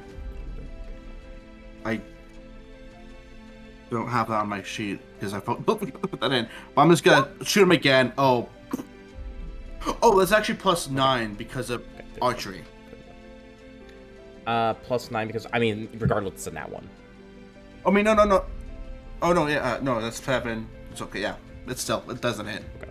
Yeah, it's on attack. But all right. And I'm just saying, regardless, it's a nat 1, so. Yeah. There's like no. Even if you're like a +50, it wouldn't matter. It's a nat 1. Yeah, it's in that one. Okay. Then I'm just going to sit there. Okay, can you go ahead and roll me a d10, please? D10? Yes, I can definitely roll a D10.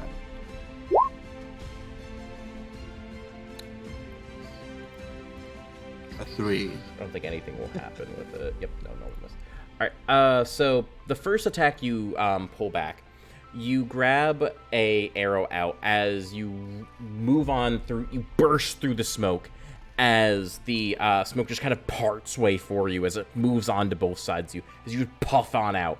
He doesn't even have time to understand, as he's still kind of like, you see his face shaking. He's like, what the fuck? As you whip on out, popping out of it, already like Matrix style, pulling an arrow back, fire. It flies through the air, hits him square in the arm. You see it burst out the other side of his arm as he just kind of rolls over onto his side out of just shock from the hit, as he almost drops his crossbow that you see he's holding. However, you take out the other arrow as you kind of pull it on back and fire. It flies through the air, slams into the rock right underneath him. As he turns and looks at you, now knowing exactly where you are. Anything else? I look him dead in the eye. Come get me, bitch. You see him snap the arrow off his arm as he loads another bolt. Alright, it's their turn. He is no longer... Well, none of these guys are going to be inside stealth anymore, as they are all going to stand on up.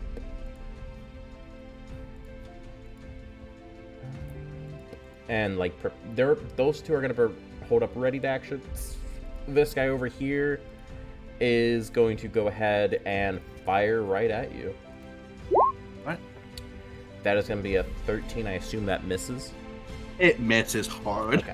So you see him, like, hold his crossbow up to his arm as you see him flinch downwards as the pain from the arrow that you fired,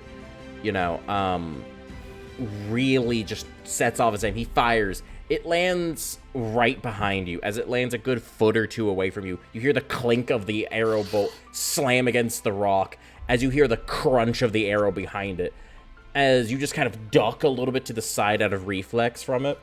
However, you're fine. You're completely fine. You see him just like, oh, shit, as he reaches behind him to grab another bolt real quick.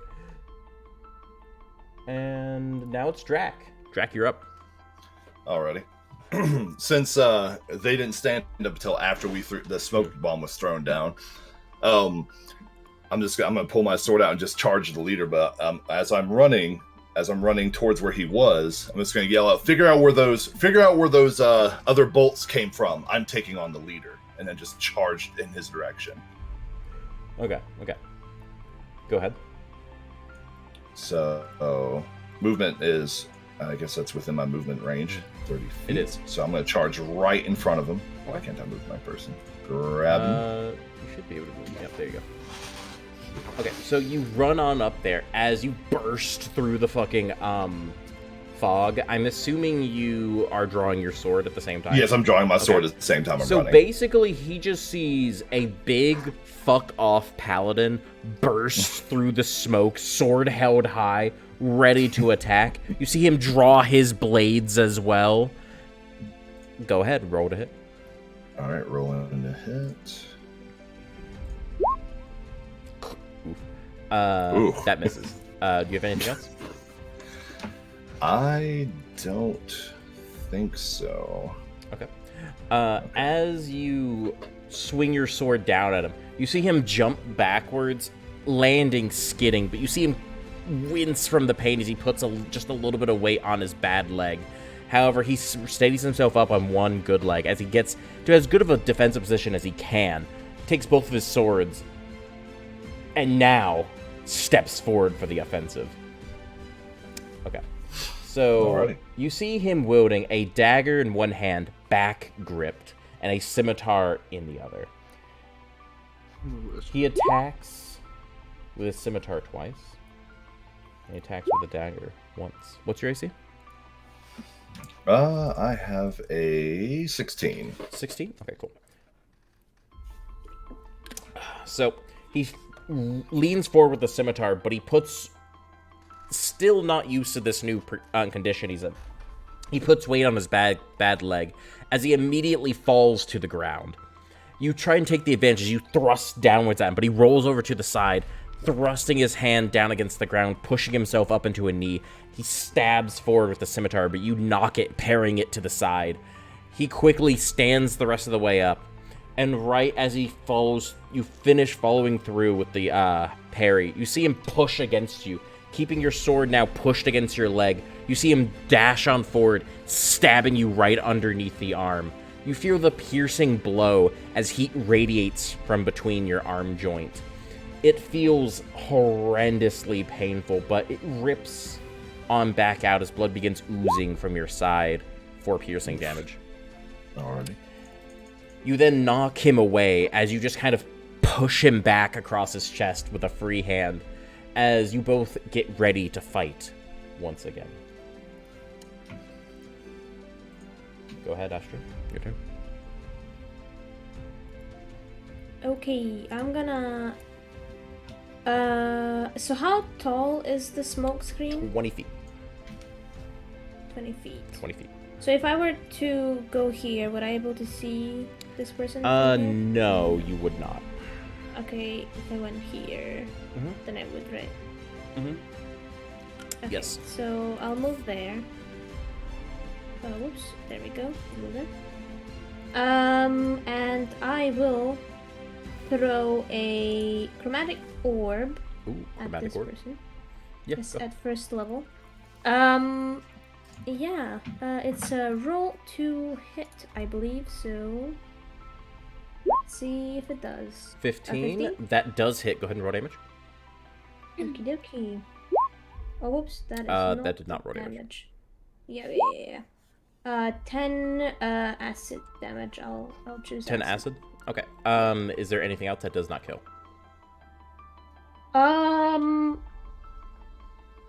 That's all I will do for now. Okay. You see, just Ven summon this like green orb in his hand as he fires towards this bandit on top of the hill and like explodes on his chest. So, yeah, you kind of like take your hand out as you summon forth this orb. It crackles with and like magical mana right there inside the center of your palm as just this massive ball of like acid and like toxin appears there. You fire it as it flies with lightning pace, sits him square in the chest as you just see a massive burst, almost like a bubble popping.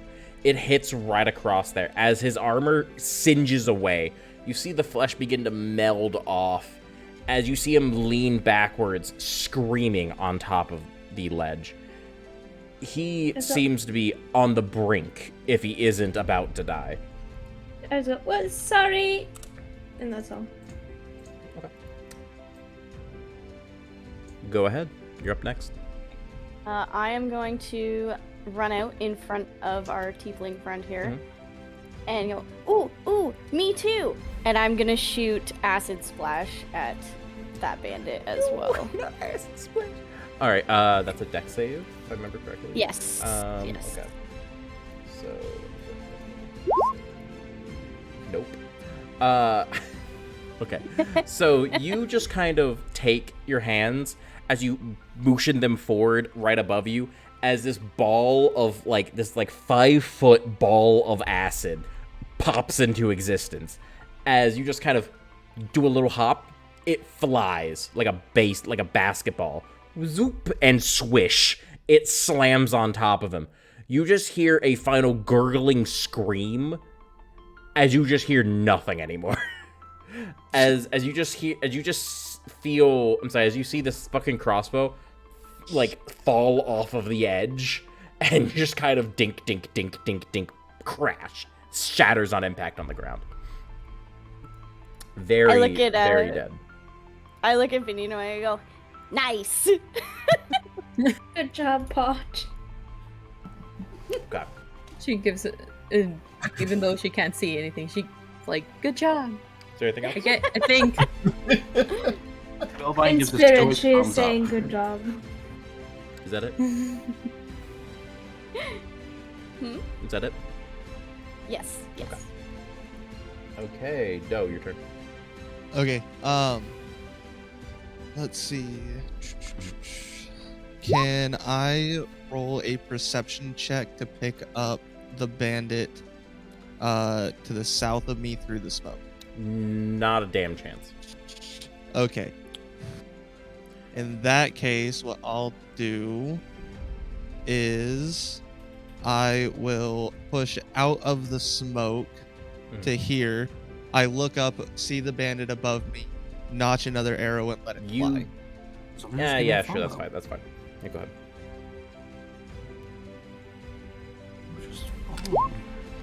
But dude, that hits. Bandit a weasel. Thank you. Okay. Next attack. And I follow up again with another arrow. That hits. Okay. So as you burst through the smoke, you have 2 arrows notched into one attack. As you pull back the longbow, you kind of stick a finger between them. As you just kind of aim it up for center mass, you let loose. These 2 arrows fly.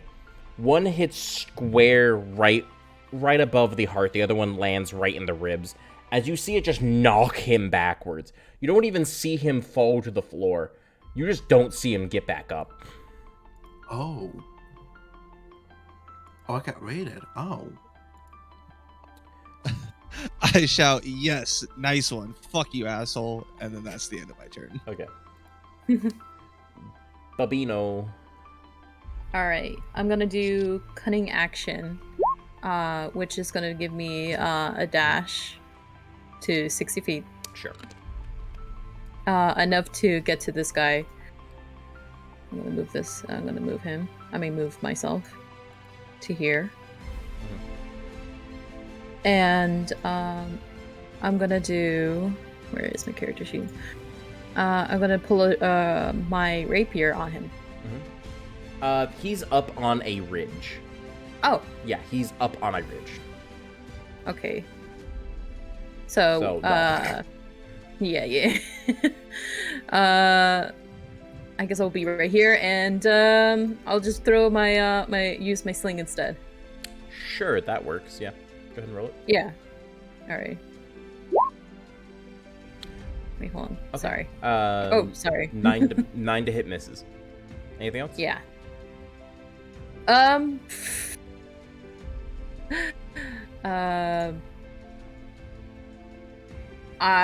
No, that was my plan. Never mind.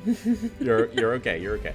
So you kind of like burst out of the smoke, kind of running on up as you're already flinging the sling inside your hand. As you look on up, you're like, all right, got him. Let loose. It flies.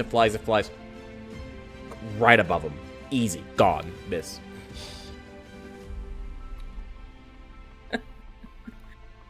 Frick. Yeah. Frick.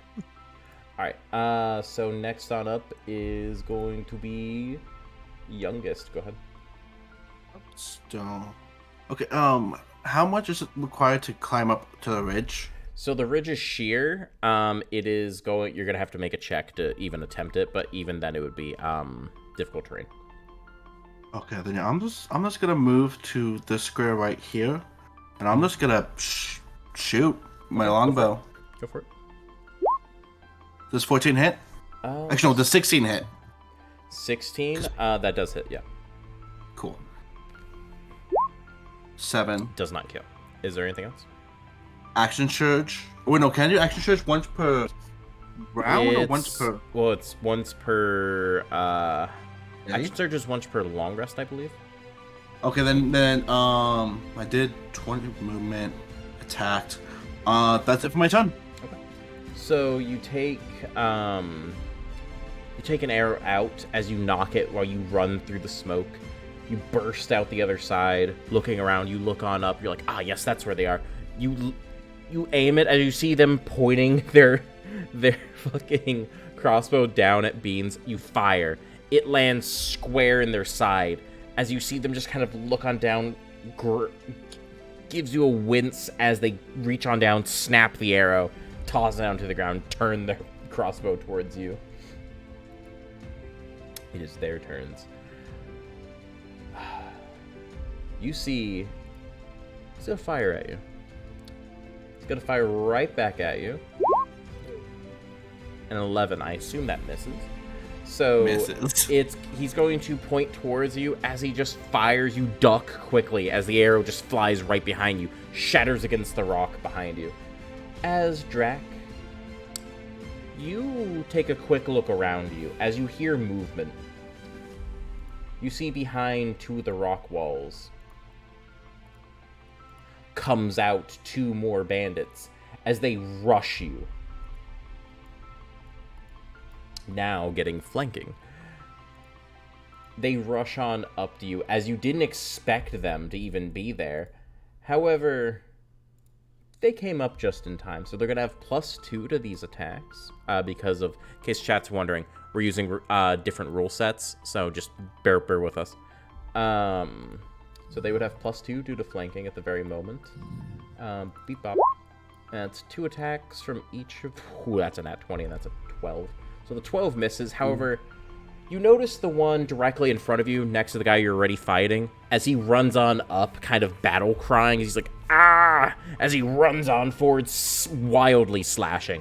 You quickly, easily, you're like, pathetic. As you take your sword, parry it over to the side. You didn't, because of the battle cry, you didn't hear about the dude rushing on up to you. As you feel behind you, sinking into your back for 10 damage, is a scimitar which plunges into your side right from behind. As you take a look back around at you, like right behind you, it hurts. You feel the red hot burning all across your back and side. As you hear him turn it, you wince, rips it back out. You see a spatter of blood across the ground as he kind of like just picks it back up and points it in your direction. It's your turn.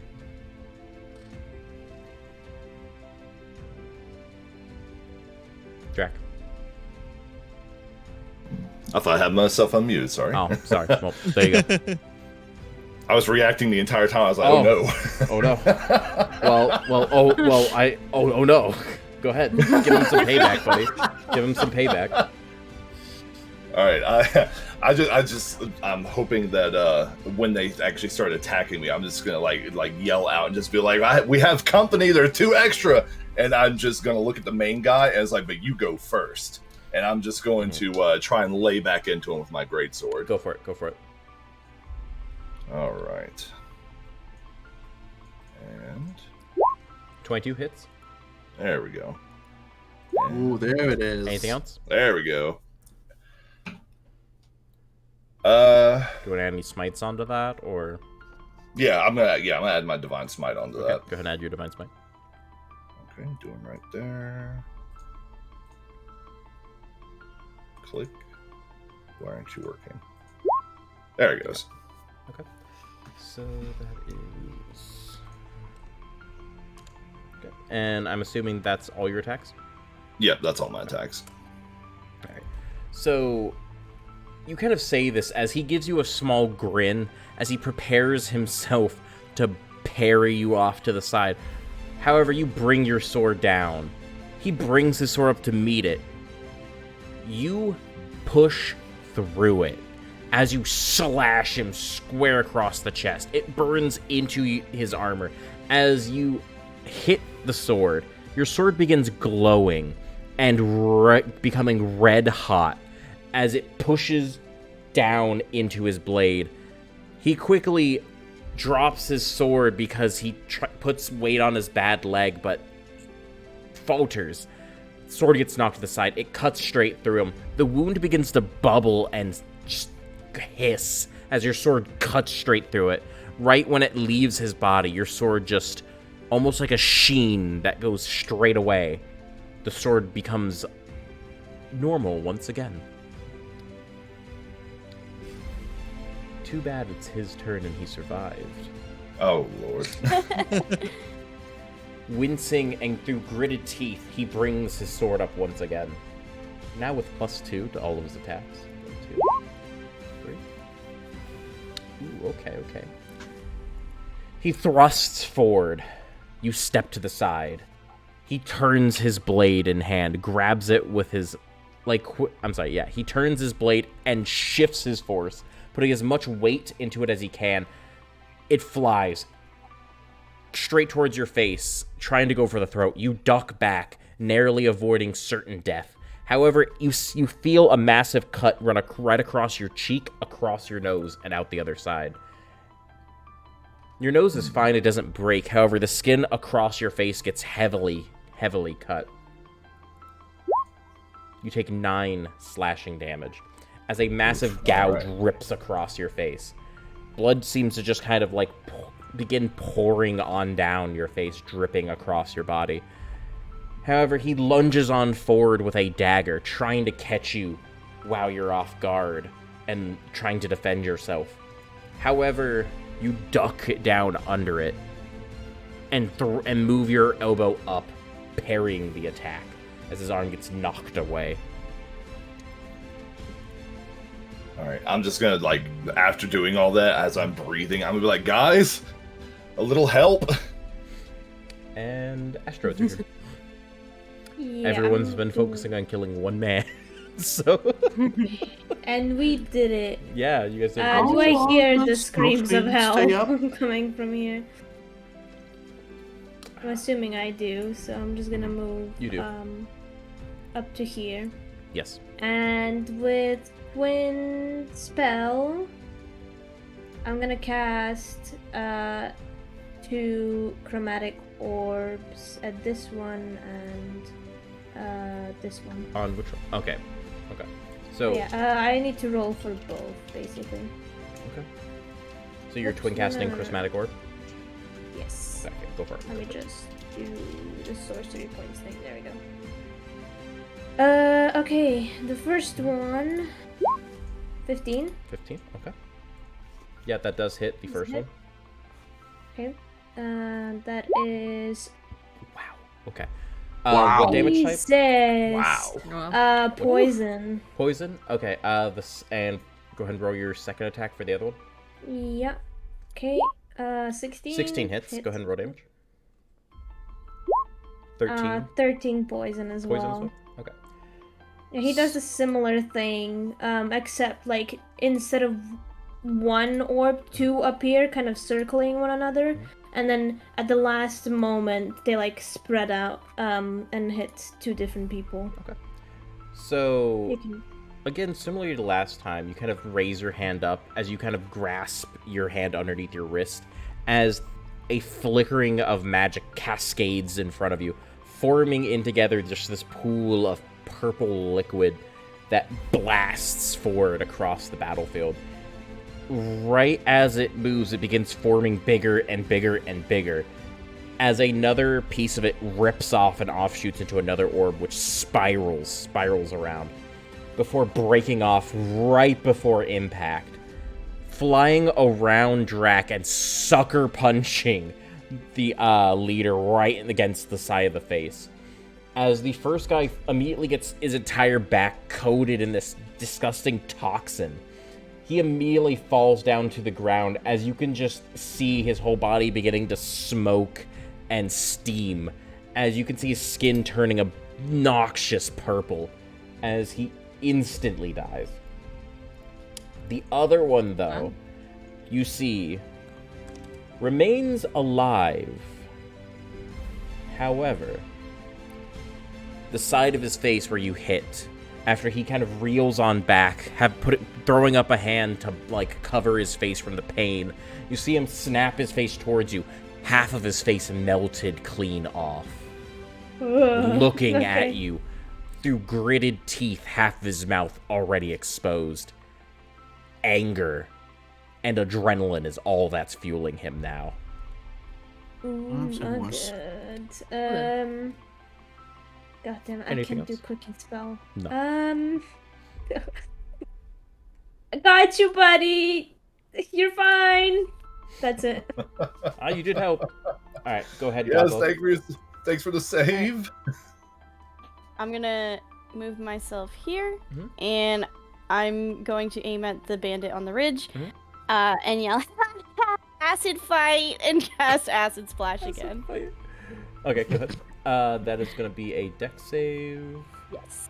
Let's go ahead and roll that.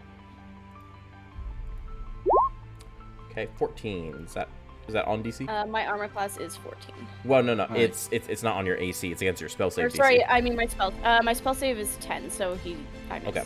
So that is I think it's a cantrip, so it does no damage. So you kind of splash it up there. You see him go as he jumps over to the side, as you just hear sploosh. As you guys can just see drippings of liquid billow off the edge of the fucking rock face. Oh my god. Anything else? No. Okay. But she does look very annoyed. Okay. So it is now going to be no, you're go. Okay. I would like to. There it is. I would like to charge forward over to Drax. I would like to pull my short sword and my dagger. Yes. I wish to attack the injured bandit in front of Drax with my short sword, Go for it. and then throw my dagger at the secondary bandit to the right. Now the secondary bandit, that is going to be disadvantaged because using a ranged attack during, like within 5 feet is disadvantaged. However, you could just stab him. If you like. Okay, I'll just stab him. Okay. Now, that is going to be a -2. However, you will be able to roll max damage. If you read the revised rules, you'd see it there. So Yeah. go ahead. Go ahead and roll your first attack. Okay. That does hit, and that is 3 piercing. Go ahead and roll your second attack on the other dude. That hits. 6. Okay. And 6. Okay, so you run on up next to Drac. As you stand your ground, throw your bow over your shoulder, draw your short sword, draw your dagger. You thrust on forward. As you take advantage of his lack of noticing, You thrust forward, but he dodges back just enough that you nick him right across the stomach. As you kind of rip it on back, you quickly back reverse grip mid-lean as you stab your dagger right into the thigh of the other bandit. As he kind of not really prepared to fight you with a dagger, because he was expecting you to run up and fight his captain. He was off guard. You know, he was too focused on, you know, oh my god, captain. You know, like, holy shit. You just stab him right in the thighs. You rip it on out. He just goes screaming. Just absolute pain as he just looks on down at his thigh. But he just kind of grunts and grabs his sword, just kind of holds it up shakily. He's getting a lot less sure of himself, I can tell you that much. Beans. Here you go. Alright, how high is he? He's about 20 feet. Alright, I'll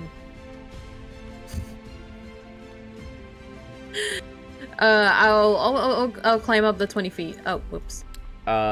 It's pretty sheer. You're gonna have to make an ability check for it. A bonus check? Oh, wait. An ability check. I'm sorry.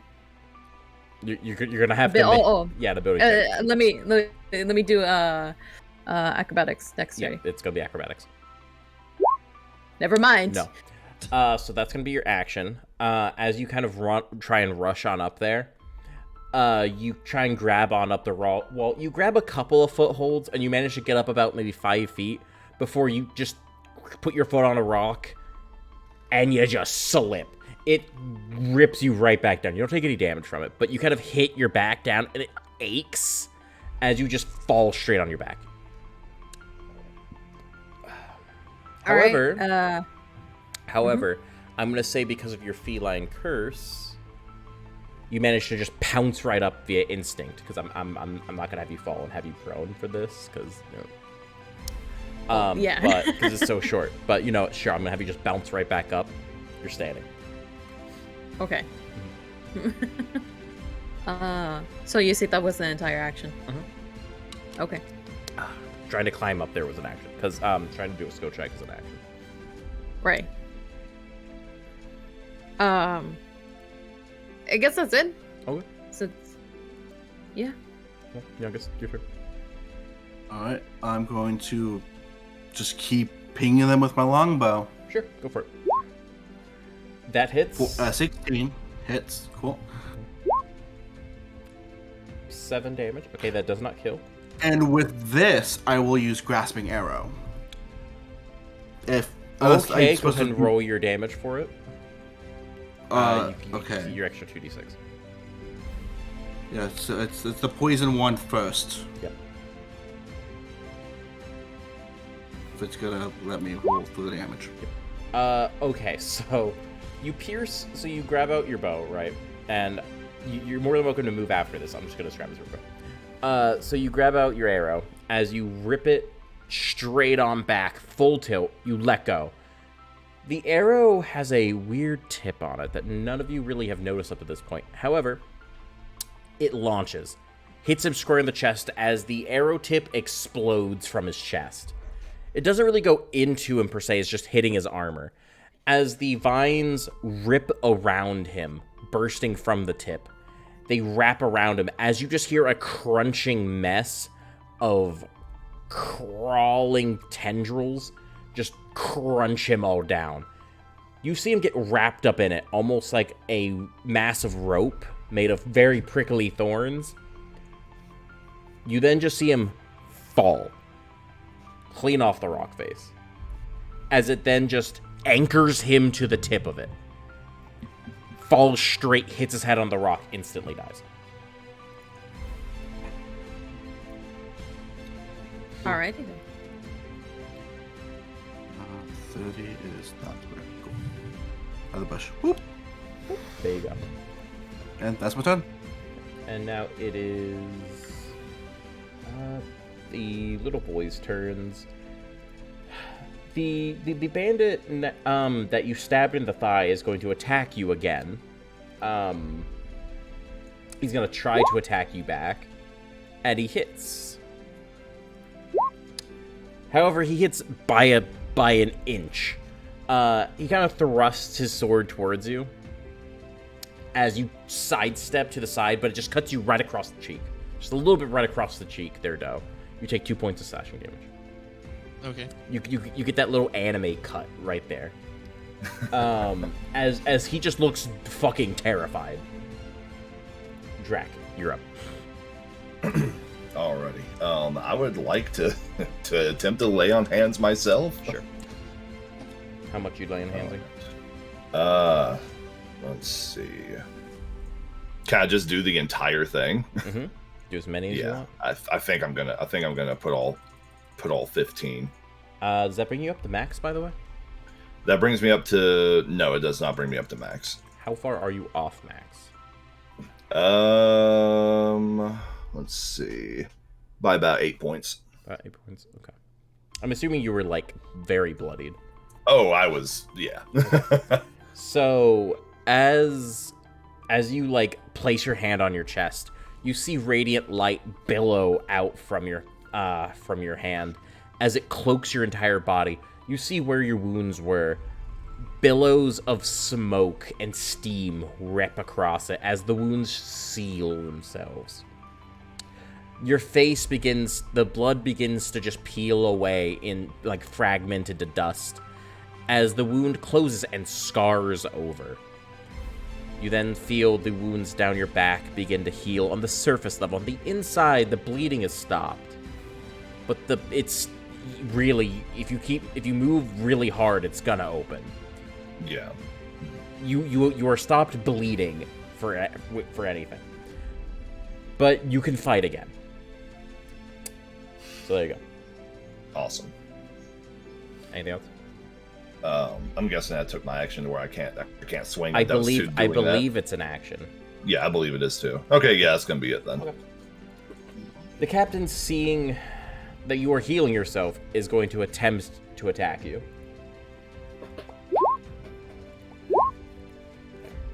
Does not have +2, however, what's your AC? 16. 16, okay. So that's just one attack, into 7 piercing. 7 damage. He thrusts forward, you dodge to the side. He tries the same tactic he did that first time that actually hit you. He turns the blade, thrusts forward. You're ready for it this time. You know his moves by now. This ain't gonna work on you twice. You grab your blade as you pulse it full of radiant energy. Your blade, for just a moment, right upon contact with his blade, pulses with red-hot magic.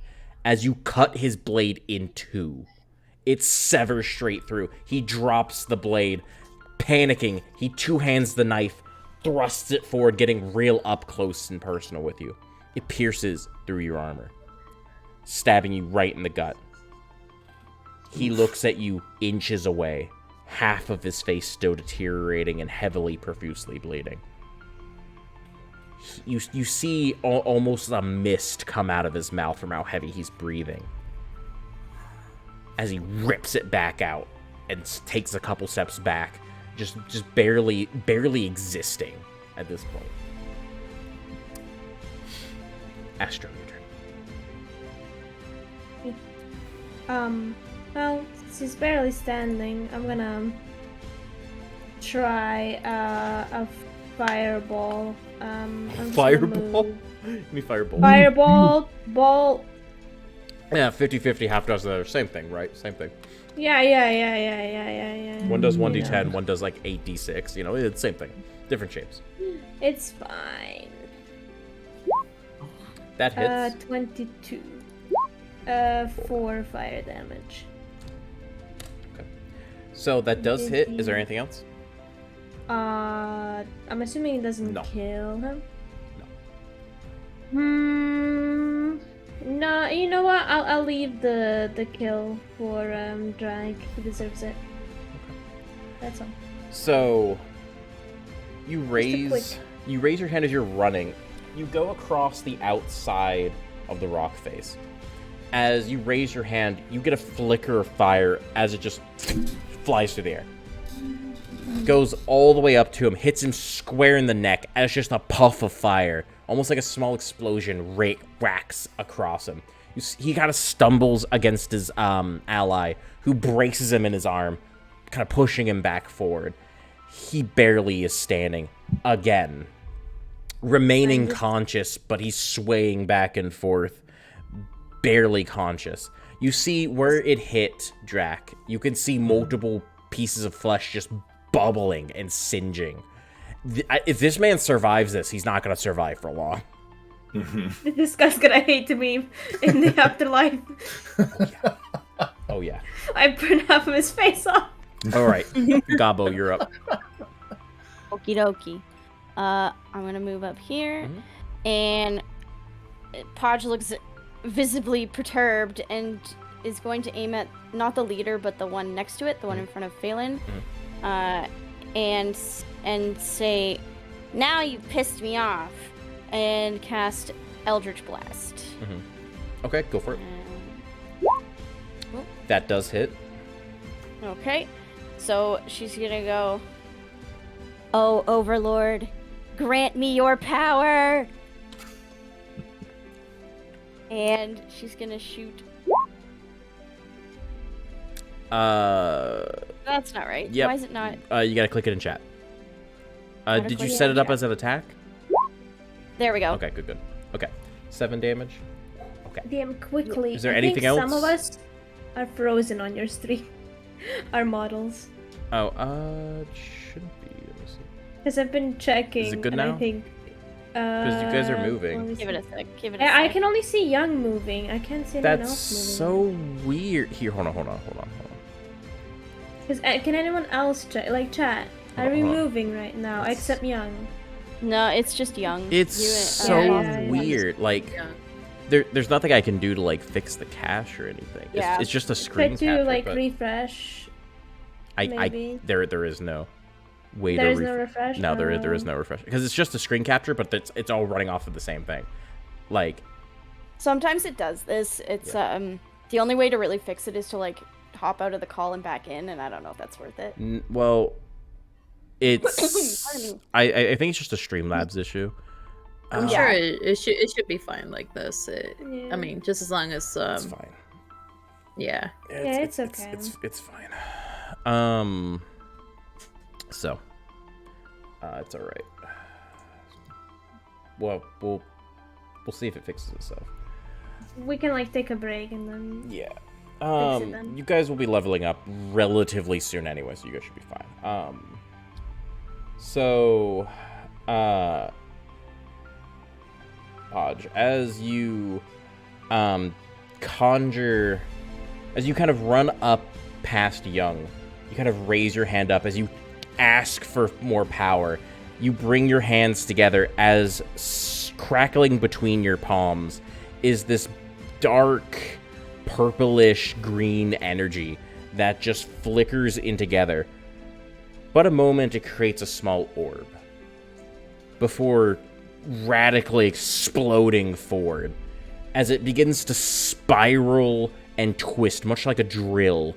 It flies between Drac. As Drac, you almost flinch for a moment as this massive beam just straight next to you. Same thing with you, Doe. You both kind of subconsciously dodge to the side for like a foot as between you flies straight through the chest. Fucking like, if anyone gets this reference, like Raditz Saga, fucking Piccolo to like Raditz shit, just blast straight through his chest. If you don't get the reference, look it up. Trust me. I'm like Jeez. Piccolo. Right through his fucking chest. He Right blasts backwards, falling to the ground, instantly dying. Haha, another one bites the dust. Yes, a quip. I like it. Go ahead, Doe. It's your turn. Okay. I would like to turn my attention to the last bandit remaining standing, the captain. I would like to do another 2-weapon attack with both my short sword and my dagger. Go for it.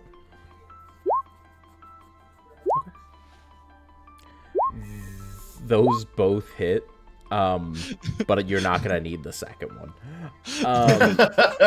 Hey, it's for flair. Sure. Okay. We'll include it, but it's a little overkill. Hey, it's So- the Grasping arrow. It was for it's the last flair, guy. okay? So as you're kind of looking at him, like, all right, that's it. You take your short sword as he's just looking over you, like, yo. This beam draws his attention. As you take advantage of it, you take your short sword, you just thrust it straight through his heart. As he just kind of looks on down, you see him drop his dagger. As he grabs your blade, he looks up at you as you're just like, touch grass. As you just grab your dagger and throat slash him. Just making sure. He just leans backwards as blood begins spattering all across, in front of him, like between the two of you and across your blade. As you just kind of kick him off of your blade, falls to the floor. And basically you were just putting the last nail in the coffin. He dies instantly as he hits the ground with a massive thud. Congratulations. As he hits the ground, I would like to make an L with my forehead and do the Fortnite default dance. No, come on. Come on, that's cringe. No. I just You I are just look cringe, at the but you are music. I look away. So Secondhand embarrassment is too much. So as this is happening, you guys see a puff of wind come through the area and just take away the cloud of smoke with it. I just want to clap Doe on the shoulder and say, "Thanks for the save, Phelan," and then just kind of like give him a thumbs up and say, "That was a glorious battle." I say same back at you. It's a shame you got stabbed so many times, though. Hey, I can take it. I can take a hit. Do you need any healing? Are you good? Stitches are Yeah, good. Right? I could use I could use a little bit of some sort of healing, but I'm okay for the most part. Question is, do any of us have any healing abilities? I Healing, what's that? maybe. I can use cure wounds on myself. Yeah, but that takes up a smite slot. Come on. It does. I have some- I don't want to use my smite slot. I know some medicine, but I don't have any. I mean, all of his anything to- external wounds are closed. It's just all the internal that hurt. Yeah. Yeah. Okay. All the blood is internal, that's where the blood is supposed Oh yeah, to. yeah. Yeah. It's when it's pooling that's an issue. Yeah. Okay. Okay. I'm sure it'll be fine. All right, so let's search the leader and see what he had, if anything. So, as you search the leader, you find doesn't have anything really super important on him. He appears to have, his clothes, which they're basically non-existent anymore at this point, or at least non-usable. He has a scimitar and he had a dagger, but his scimitar is cut in half and his dagger's on the floor. He has a small coin pouch, though. All right, how many coins does he have in the pouch? As you look through it, he appears to have 2 silver pieces, 1 gold piece, and about 5 copper. Ooh, Ben. For bandit camp, this doesn't look much camp, more of just a front line. Is this the main part, or is it going to be like, should we start looking further in for an actual outpost? I'll go ahead and give you this. This feels like it was just an ambush. Okay. Yeah. Okay. Would you guys like to take a bit of a short rest before we continue? I would not mind that. Yes, I wouldn't mind to just take a breather after that beating that I just got. Man, D&D players taking a short rest? Man, that never happens. Holy shit. I feel great, but I'll take a nap anytime. Man, a short Let me just see if I rest? need any HP. Oh, I don't need HP repaired.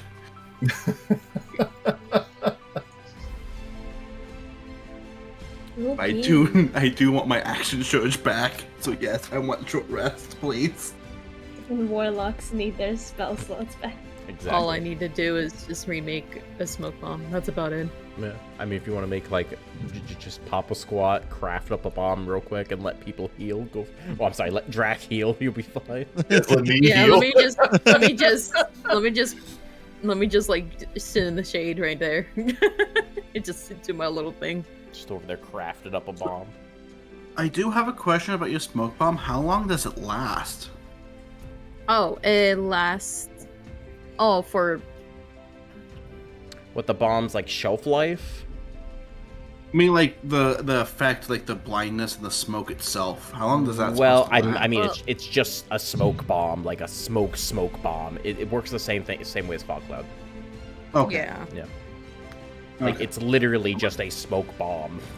And plus, like, yeah, it wouldn't say like the time limit or whatever. So yeah.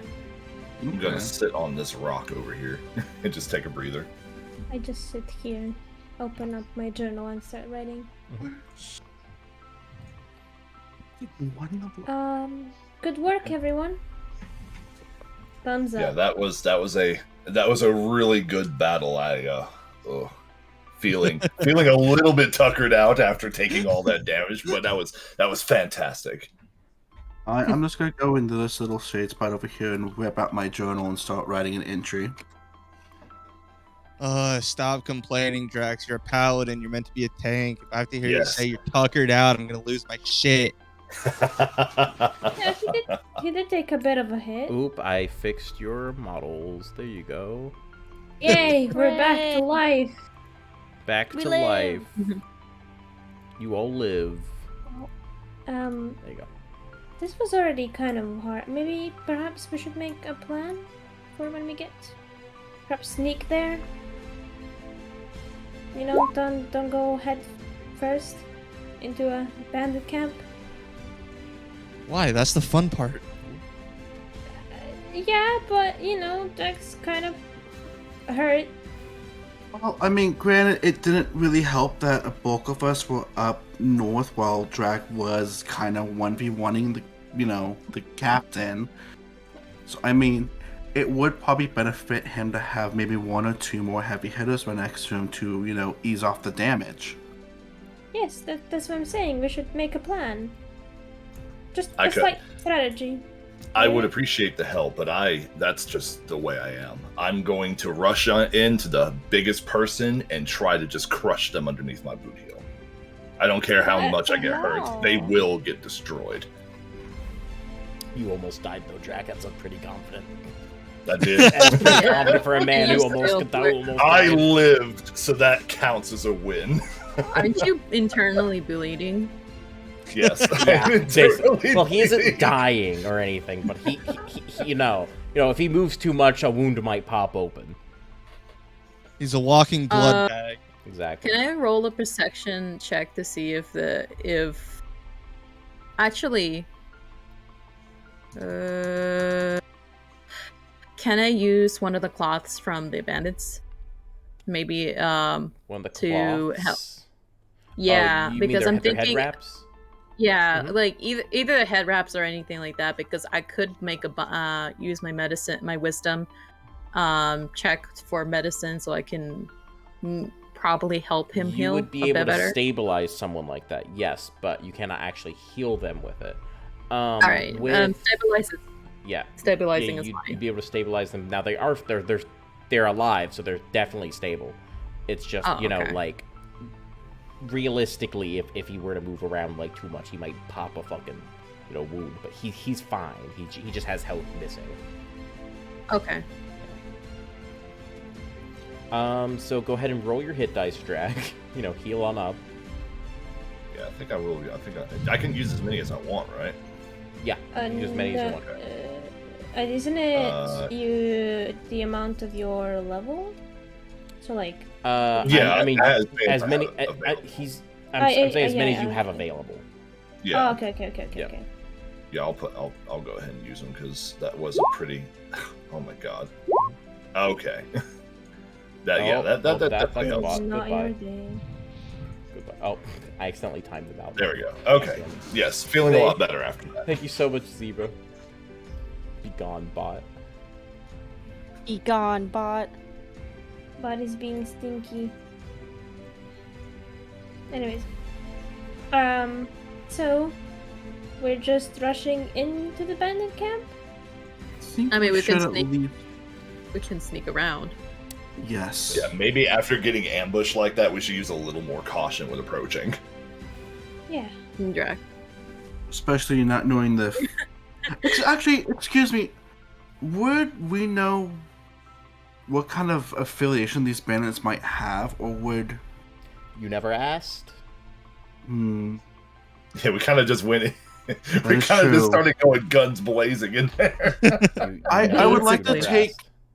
I would like to take one of the bandits' headscarves and bag it, just so I can have a reference of if we know when we run the affiliation of them, so we know the colors of the bandits. Sure. Okay. Yeah, do that.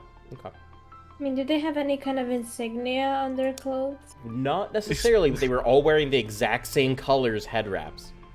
Mm-hmm. They all just looked like scoundrels in general, but they were all wearing head wraps of the exact same color.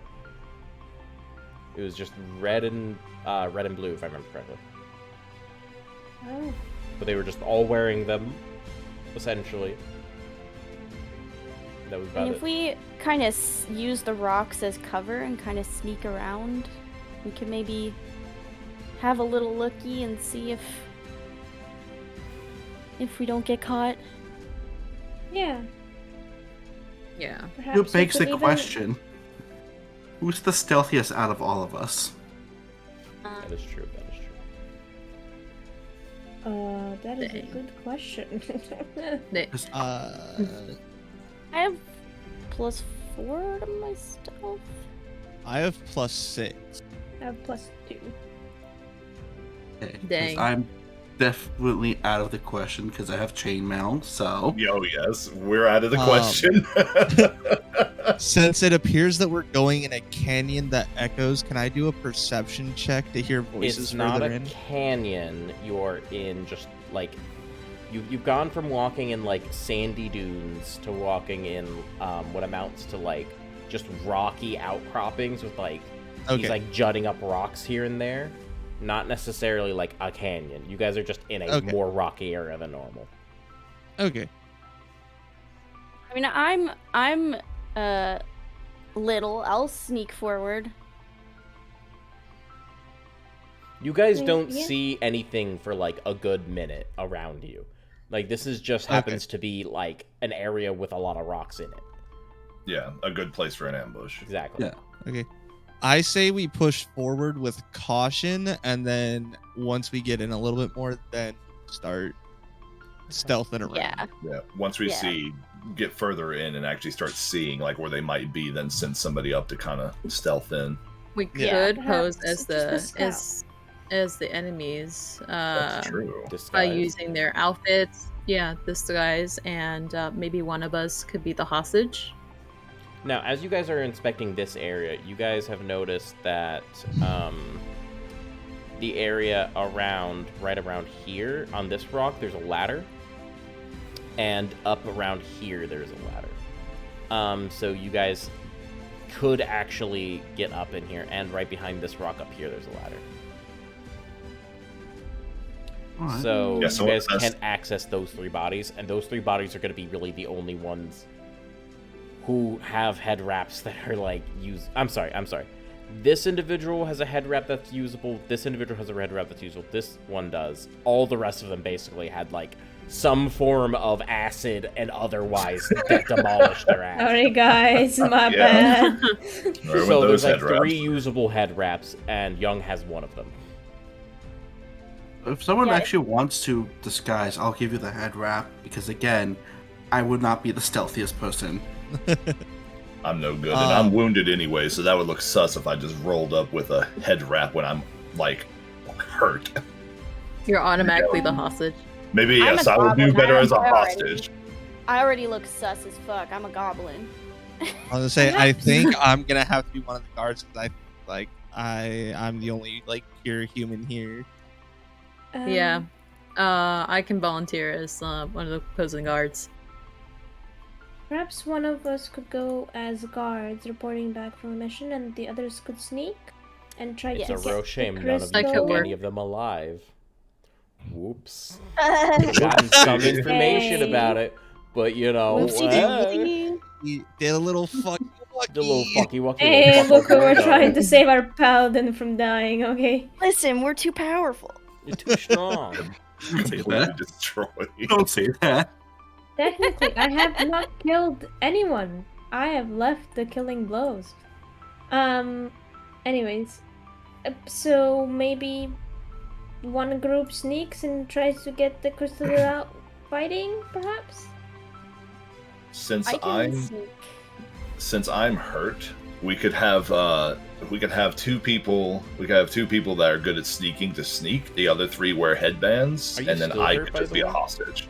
Yes, I'm still hurt. Really? I'm not Even after fully your healed. hit dice? God damn. Even after my hit dice, I'm still hurt. Jeez. Ooh. Yeah, I How took are you a lot. dying? I took a lot of damage. I was within like inches of dying. I'll say you've been out here like ripping apart these bandits' shirts and stuff, and like bandaging yourself up. Mm-hmm.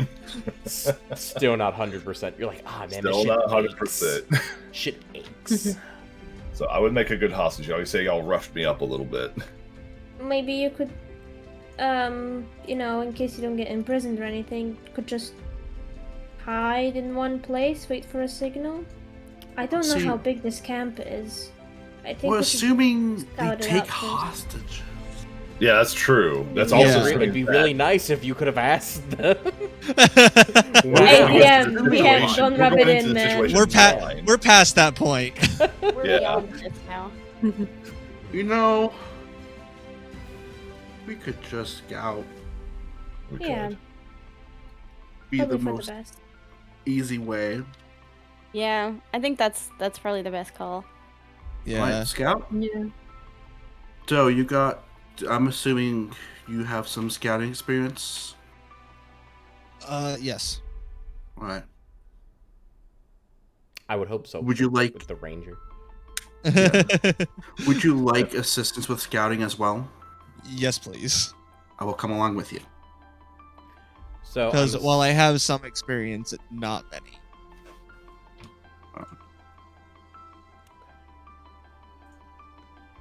So you guys are heading out? Yeah. All right. So anyway, I started blab. Go ahead. So you guys begin heading on out. I'll say you guys managed to get. Oh, You pardon me, I'm just guys- dying. You're okay. As you guys get around, can you two go ahead and roll me perception checks? Will Yes. do.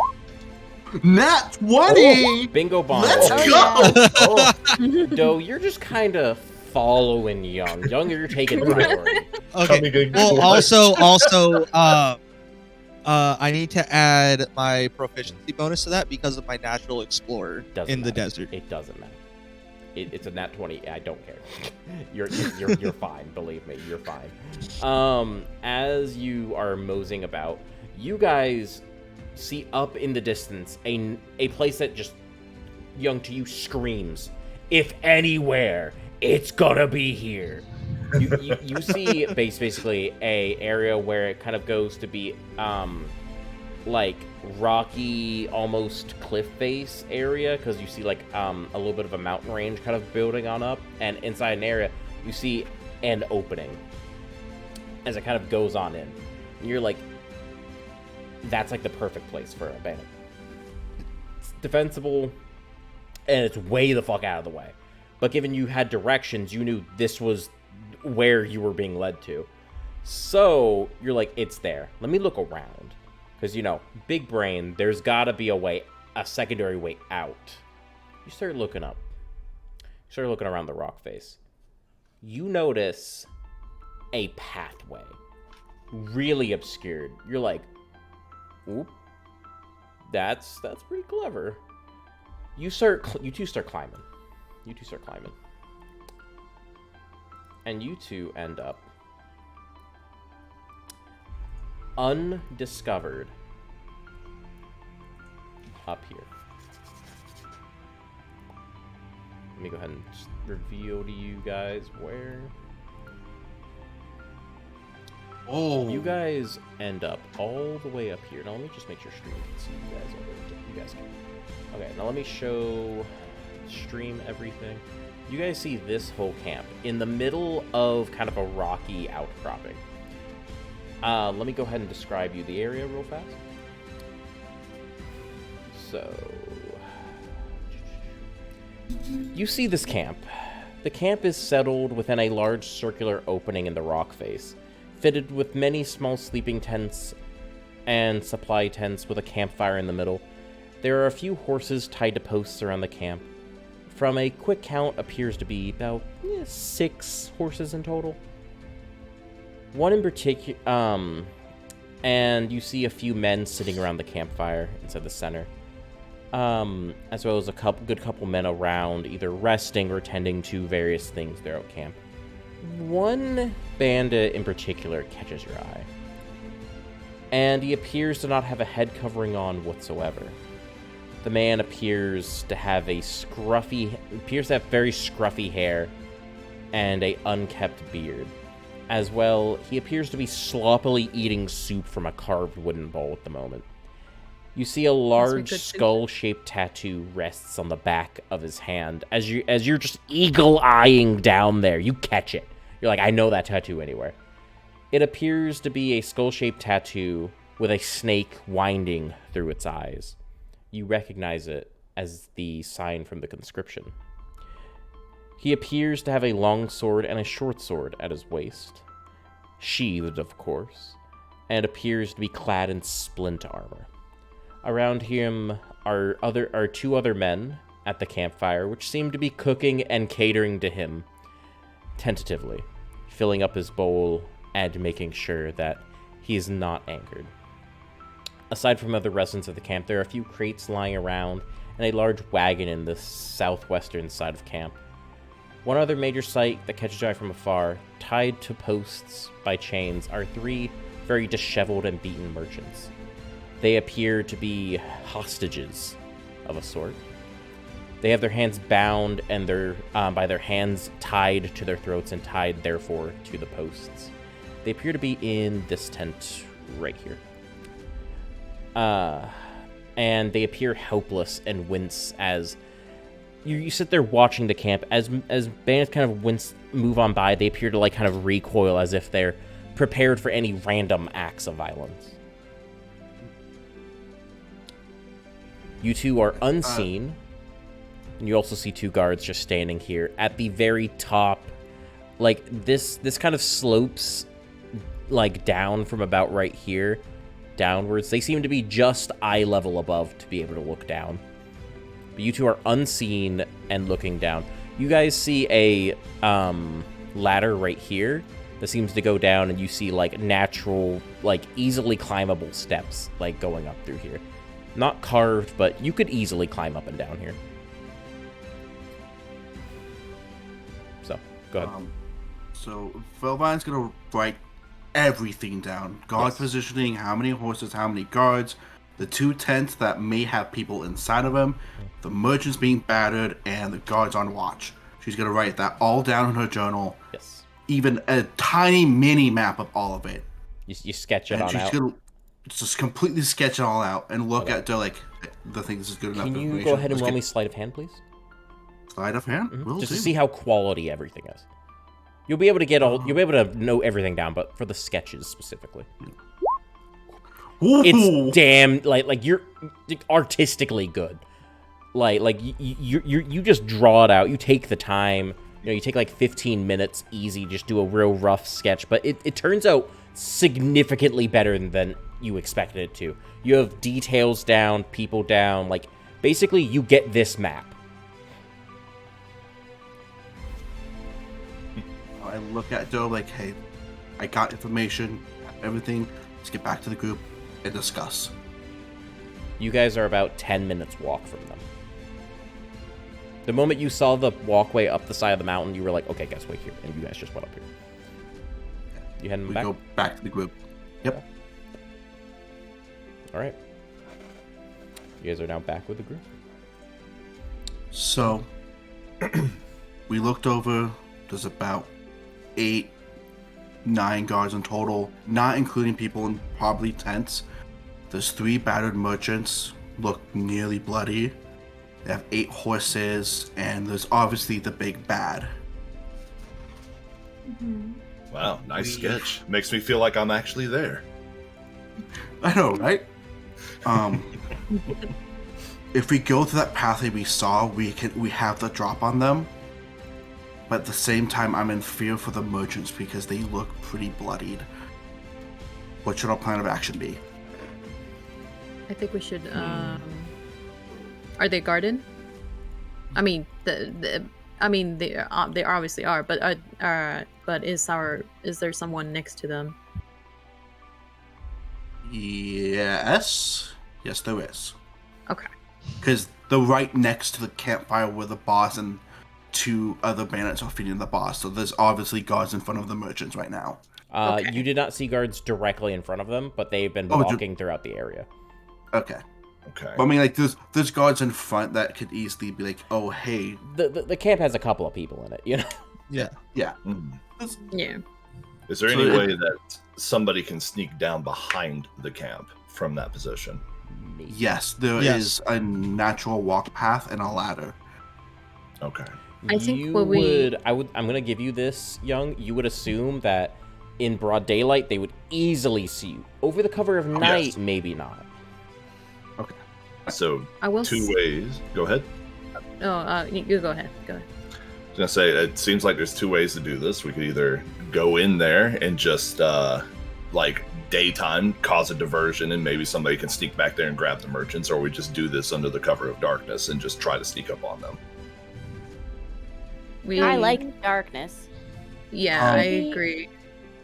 Hey, Maybe we should get the smoke screen that you have. No, yeah, and then someone could quickly help the merchants get to safety, while the rest of us throw the attacks from above. I was gonna.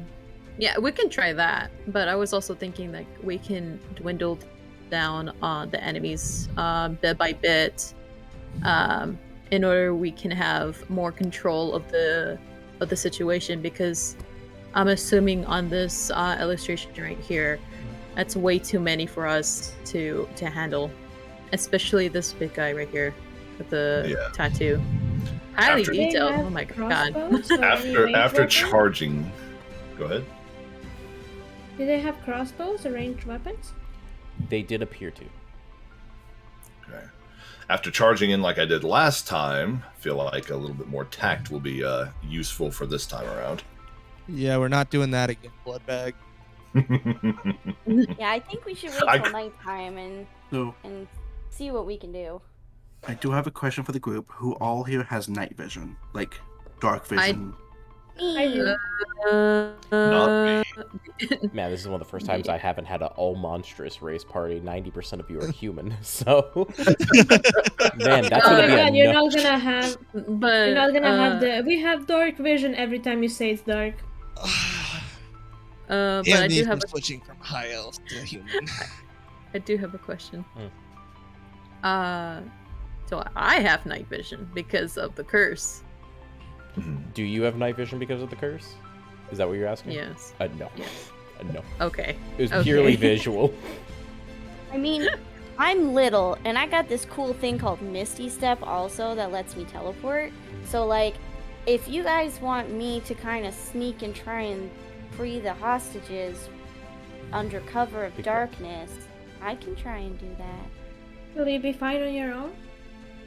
Well, I mean, I'm pretty brave, but I'm also pretty stupid. We should probably be posted nearby to just watch, and if something goes wrong, we can charge in. I will obviously Go ahead. be on the ridge, because I do have dark vision as well, so I could easily, make sure Podge would be in safety, and I do have my longbow with me, so I will make sure. I have an idea too, and that might work with all of you guys' ideas. Okay. We could create a large, big bomb this diversion. So, which it would cause, like, possibly the the enemy to go towards the explosion to expectorate. Meanwhile, there's no one in the camp, right? And there's a chance that we can save the hostages. And we can able But to. we also need to get the crystal from them.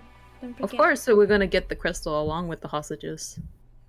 Yeah, that's assuming that they're not well enough organized that a couple might just hang back in the camp just to make sure nobody does try anything. I mean, we Now- can take on a few of them. Okay, It's true, but as soon as we start fighting, they're going to turn back around and come back. Well, This might sound a little bit fucked up, but I feel like we're focusing too much on the hostages and not enough on the shard. I Yeah. just want the shard out of this. I mean, you really should be focusing on how to take on this camp. Mm-hmm. How to approach this combat. You have like the best possible availability to approach it right now because you guys got the upper hand on that area. I have this spell called Web that could trap some of them. Honestly, if the shard and the mission come first, if we can save the hostages and get them out of there, great. If not, then unfortunately, we need to focus on the mission, and they can just stay there. Exactly. I see where the priorities are.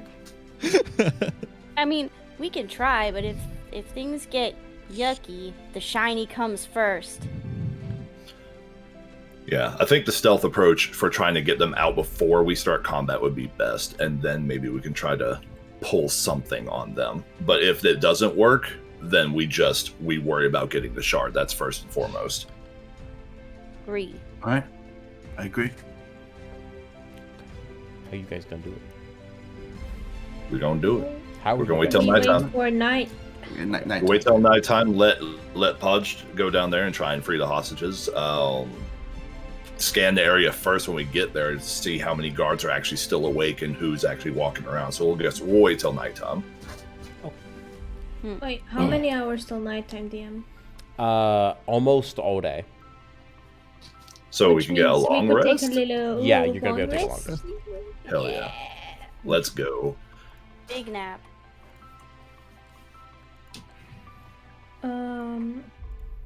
Hold on. Boop.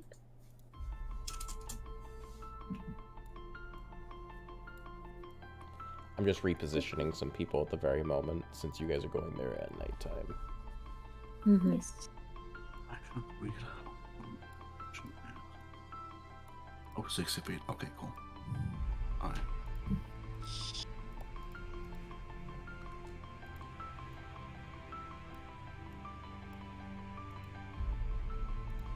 Okay. We all good?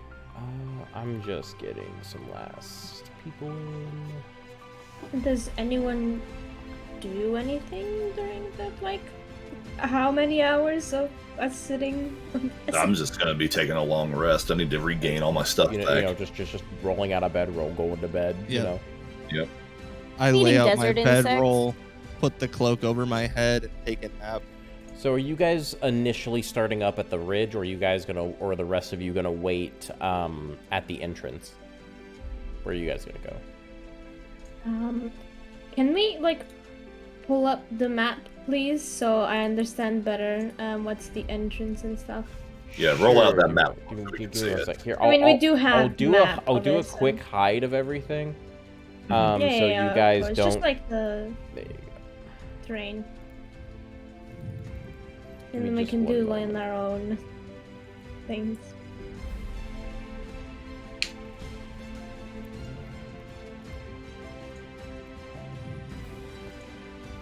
Okay, let me throw you guys on the map. Oh.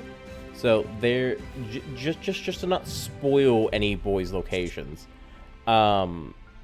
This is of course the entrance, right up here, and this is the side path. Mm-hmm. So do you guys want to wait out here beyond line of sight? Basically over there, or do you guys just want to wait up here on the ridge?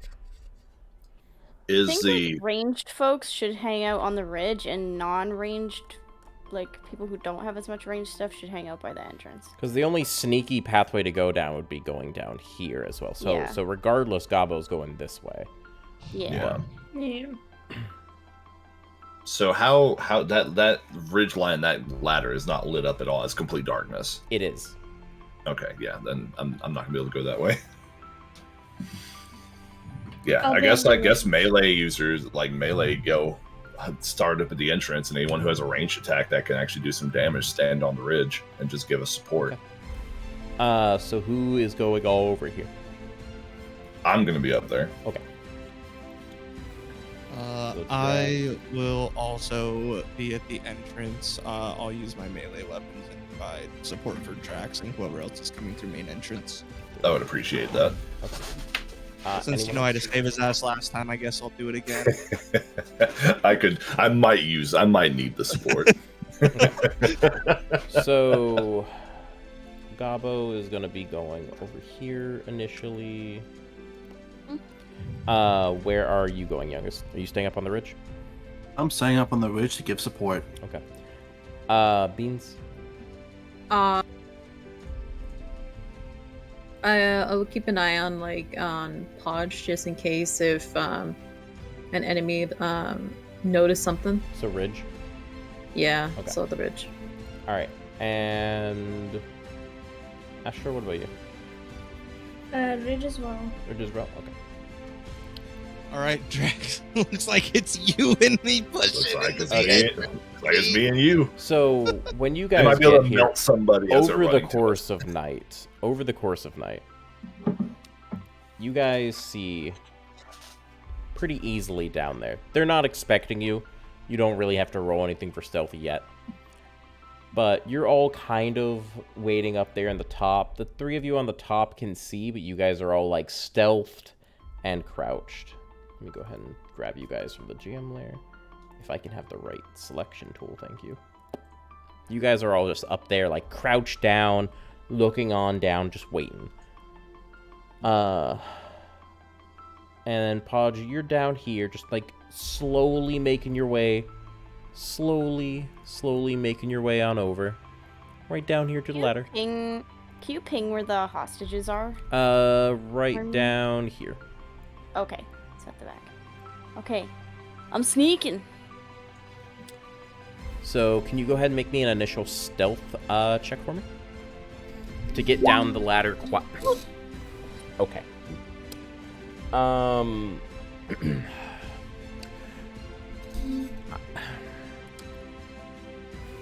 So, fun fact, this is going poorly from the very beginning. They rolled an 8. Yeah. This is going poorly from the very, very beginning. What was that noise? What was it? So you Must be the wind. okay, so what I'm gonna have them do is they have disadvantage, but they are going to attempt to check anyway. They don't notice you. Okay. However, Oh my god. they do hear you. Okay. The guy over here on the side over here just kind of hears you. You get to the bottom of the ladder. Okay. As you kind of just slide on down the side, as the rat ladder goes ricket, Yeah, I as was, you're like trying to be clattering cool, it but- down. He's gonna lean on up as you see him just kind of grab a torch off of the side, as you see him spark it on up. Okay, So- I have I have nimble escape, so I can use a hide action. Am I able to try and hide? Give me 1 second, Sure. and then let me throw. So his torch goes out 15 feet, bright light, and then let me go ahead and show it to all. There you go. Oh, wait, that didn't do it for both of them. I'm sorry. Boop, save. Okay, so you see this radius where it goes 15 feet and then 30 feet and then another 15 feet? So the bigger outline is dim light. The middle one is bright light, all right? So he's going to spark up a torch. As he basically just holds it out in front of him as he looks towards Larry, like, huh? You see he's going to walk over there. It's a big radius. That's his turn. And go ahead and do a turn. We're moving in turn order between the two of you for now. Okay. Wait, 1 sec. I just have to reopen this because I accidentally exited. Yeah, am I able to, like, move kind of... Oh, I can move, like, 30 feet sort of along the edge here, and am I able to hide? Use my... So my nimble escape? You are in darkness, but you cannot just hide behind anything. You can roll a stealth check the same way. To try and be quiet and get out of his line of sight, because he can't see you, but he heard you in that area. So okay, if you... so I will try to stealthily move. Just kind of along the edge here. So let's say like 5, 10, 15, 20, 25, 30. And pray for me. Pray for me, chat. So, let's see, what'd you roll? 11. Okay. So what he's gonna do... He's gonna move 30 feet. Oh, you're just outside of it. All right. Just barely. Oh my god.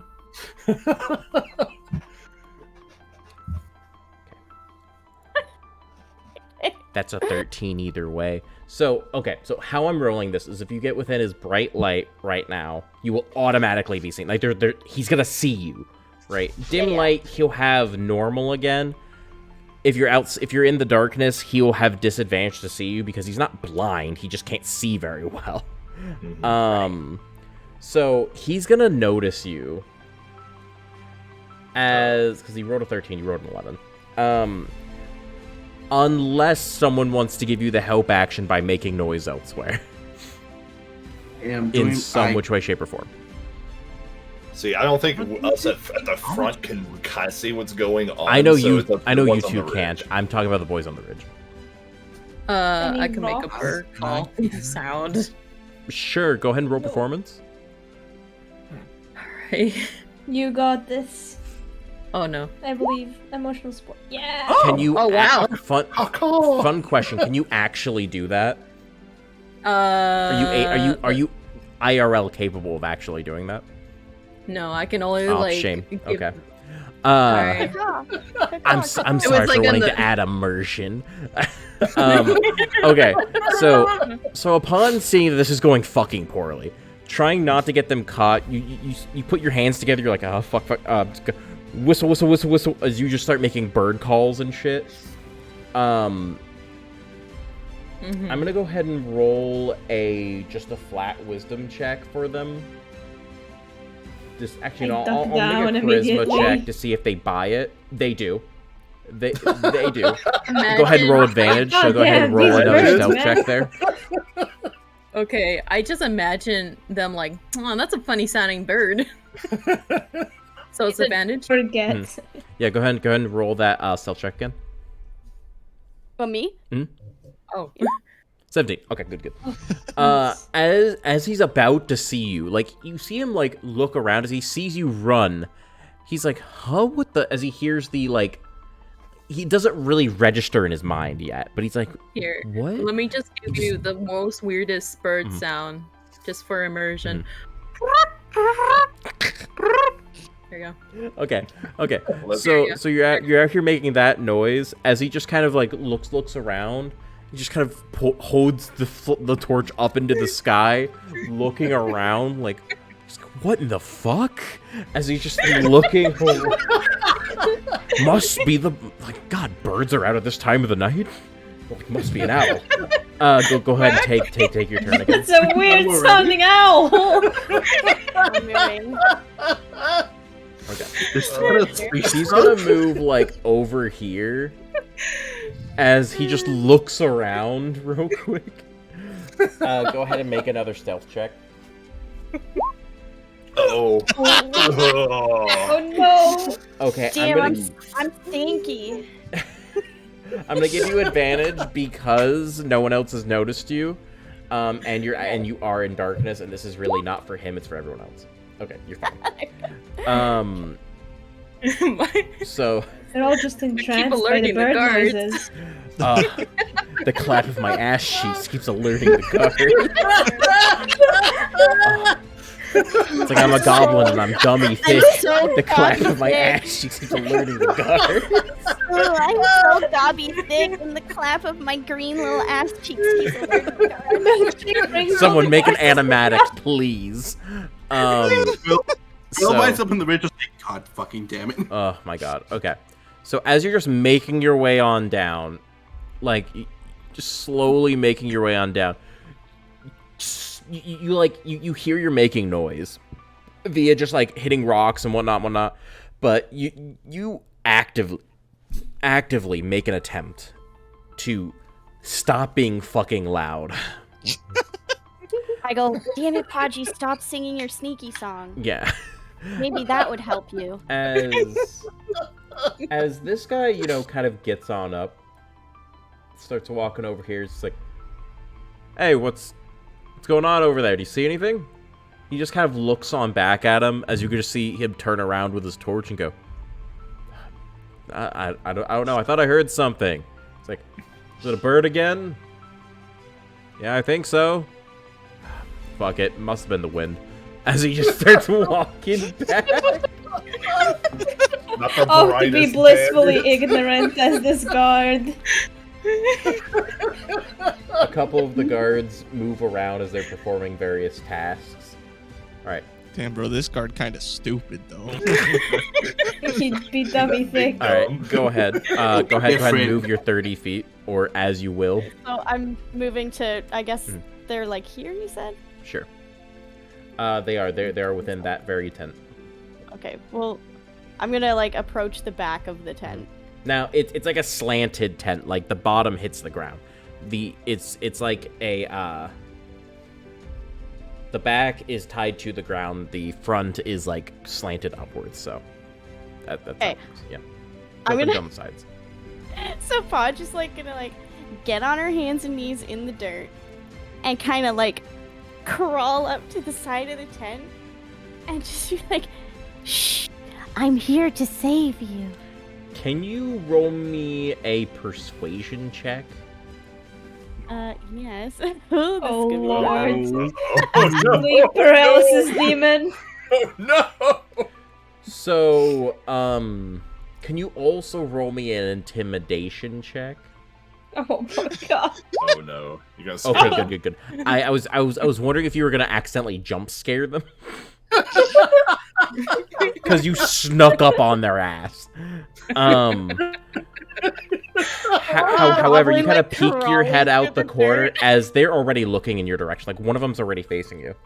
As they kind of go, as you see their face is covered with like a piece of cloth that's kind of dug under, like they've been gagged.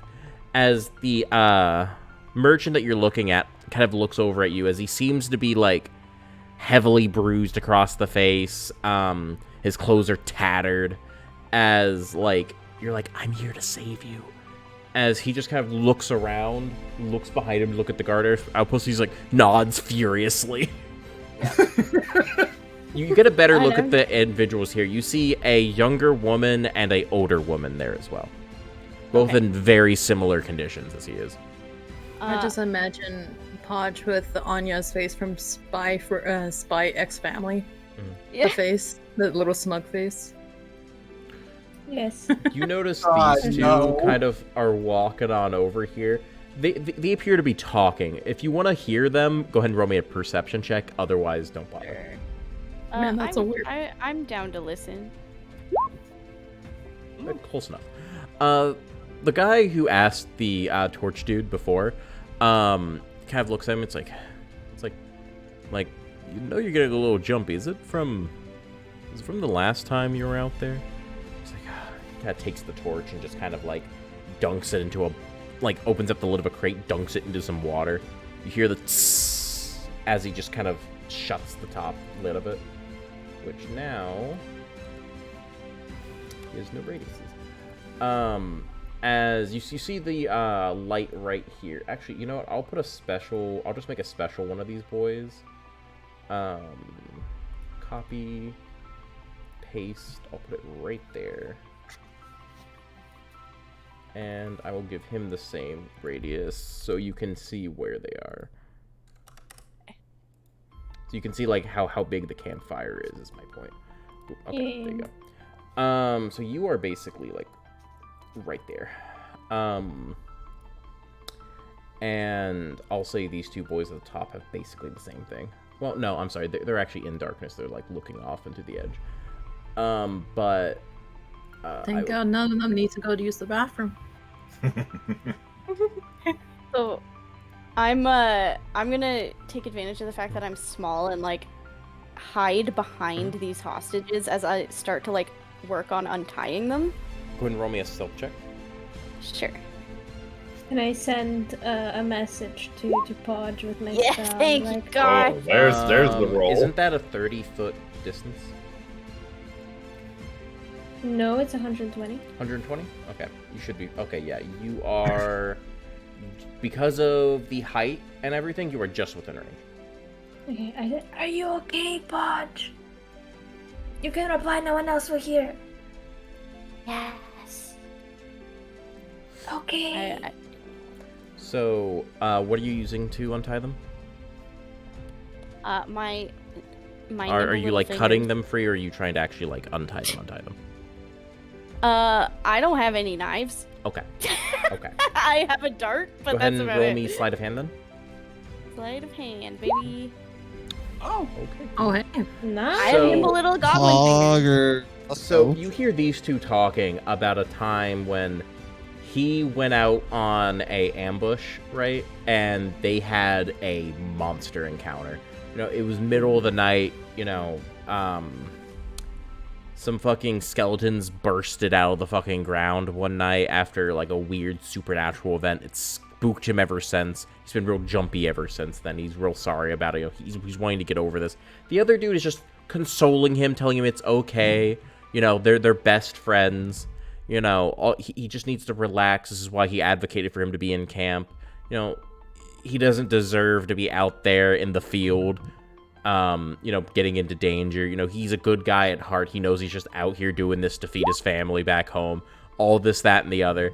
And they're just having a good bro talk over there. As you're just over here, like, untying all three of these boys. Fucking real quick and easy, like, you just give it a quick second. It's like, oh, these are tough knots, but I know how to undo it. Floop. Pull it out, untie them. You ungag them, obviously. As all three of them are kind of like, thank you so much. I apologize to them quietly. I could tie you up faster. I'm sorry I untie so slowly. They all just kind of look over at each other, like, back and forth, uncomfortably.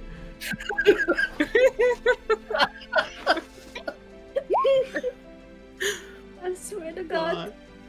So like the man in the situation kind of looks on over at you, like, where can we go? I don't think we can just walk out the front. Can I throw him another bird call? Sure. You want to make it really obnoxious? Yeah. Okay. Yeah. Hopefully. So a performance check again? Mm-hmm. Oh god, I'm... Oh no. As God. The owl has Can I- choked on a branch. Yeah, basically I'll be like quacking and then like...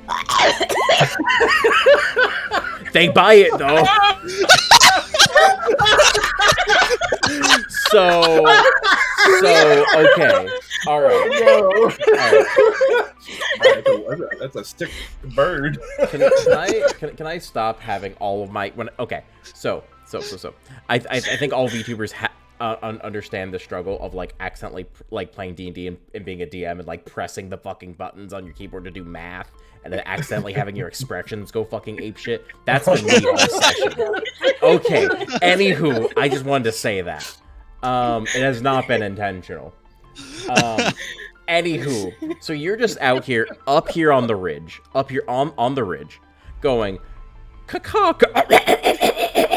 as you're just like, obviously fake, super just like Like, you basically start doing this call as a fly goes into your throat. You are coughing, heaving, hacking. It is death. Like, it is obvious. Like, everyone around here, like, all the party begins, like, getting their weapons ready. Like, Drac, you guys out front are like, oh, fuck, they busted it. As you guys are preparing for, like, to hear sounds of battle before running out there. As, they all just kind of look around real quick. As you hear just one guy go, shut the fuck up, birds. Fuck off, we're trying to sleep. These bandits are not the brightest. As like half the fucking bandit camp starts laughing at him. As you just hear the occasional throwing of a rock in your general direction. Just very general direction. Just like you hear a little crunk crunk. Hearing it like 2 or 3 of them. As you eventually just like slam on your chest repeatedly. Eventually, you just I pat on the back. you literally cough up a hairball on like straight up on the ground. That's horrible. As you just are like sitting there, hands on your hands and knees, just heaving. Vent is disgusted and amazed at the same time. Like I'm actually you guys up on the ridge, you guys are almost fascinated that they bought this. Like, these guys have to be, like, smooth brain to the extreme. I have koala brains. No wrinkle brain. They have koala brains. Yeah. Oh my god. They bought it. Cactus juice, They're like, man. oh yeah, I heard one of these last week. That kind of shit. They do not look like they're getting alerted Oh, the at choking all. bird. Smooth brain, no wrinkles. I sent another message to Podge. Did you untie them? Did you get them out? Yes. Do you want to create a diversion? The diversion. Okay. A virgin? What? No, a bird. A diversion. A I bird read it that's at a 3rd grade virgin? level. I'm illiterate, I'm sorry. I think That's a she wants us. virgin.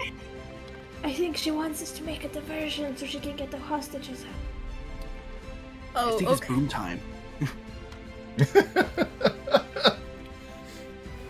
I look at Bubbins.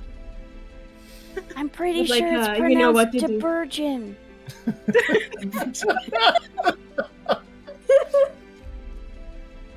I'm gonna. I'm just standing here at the entrance, like, what? How the fuck there's no fighting? What's going on? And tell them she's saying a bird virgin or a diversion. Yeah, literally out front, you guys are out here just, you heard them yell that shit, and they're like, they can't be this. This has gotta be reverse psychology. They have to be fucking with us. Like, you two out front are sitting there looking at each other, clicking on the same the same wavelength of, like, they have to know we're here and waiting for us. They have to be waiting for it. There's no way. No way. I roll my eyes and Yeah. look at Brack with the facial expression of what the fuck are these idiots doing? Oh my god. Exaggerated forehead smack. It like echoes.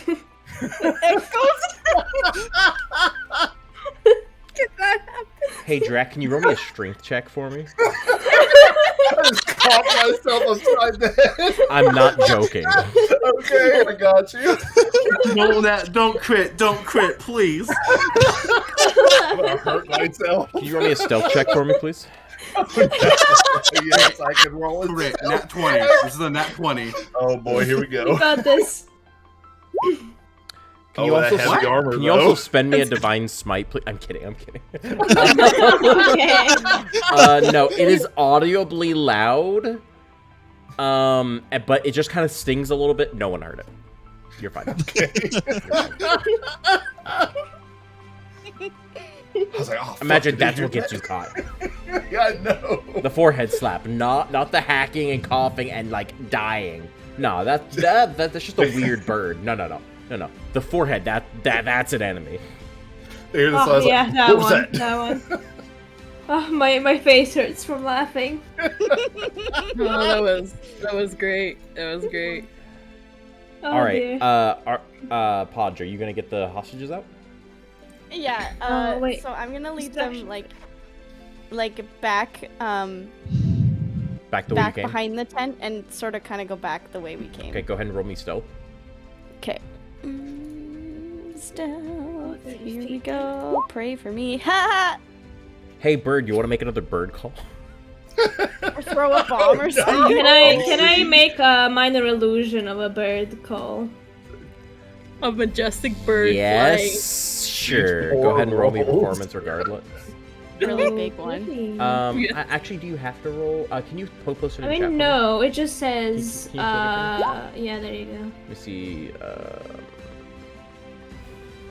That actually would work. Yeah, never mind. So go ahead and roll me with advantage regardless. But I do kind of like having them try and just like and just see if it works. But no, but Okay. sure. Go the safe route with it. It's fine. Okay, I just Go want the to safe use my route with illusion. it. Whatever. Oh, there's the bird.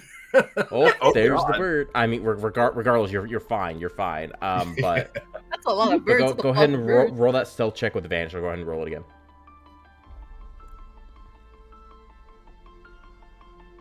As you see, like Bob Beans is like heaving. I'm like, I'll give her a break. You know, I'll cast minor illusion. Bro, Bean's So just over Pat, on like, the Will side. what- recreate the hacking call that they did. yeah, sure. Okay. And I'm like patting her on the back while I'm casting the minor illusion. Okay. Gabo, go ahead and roll that stealth check again. Bean is just sitting on the ridge, Oh thinking my against a God. rock, going, Perfect. Okay. So you get. Go ahead and move your 30 feet.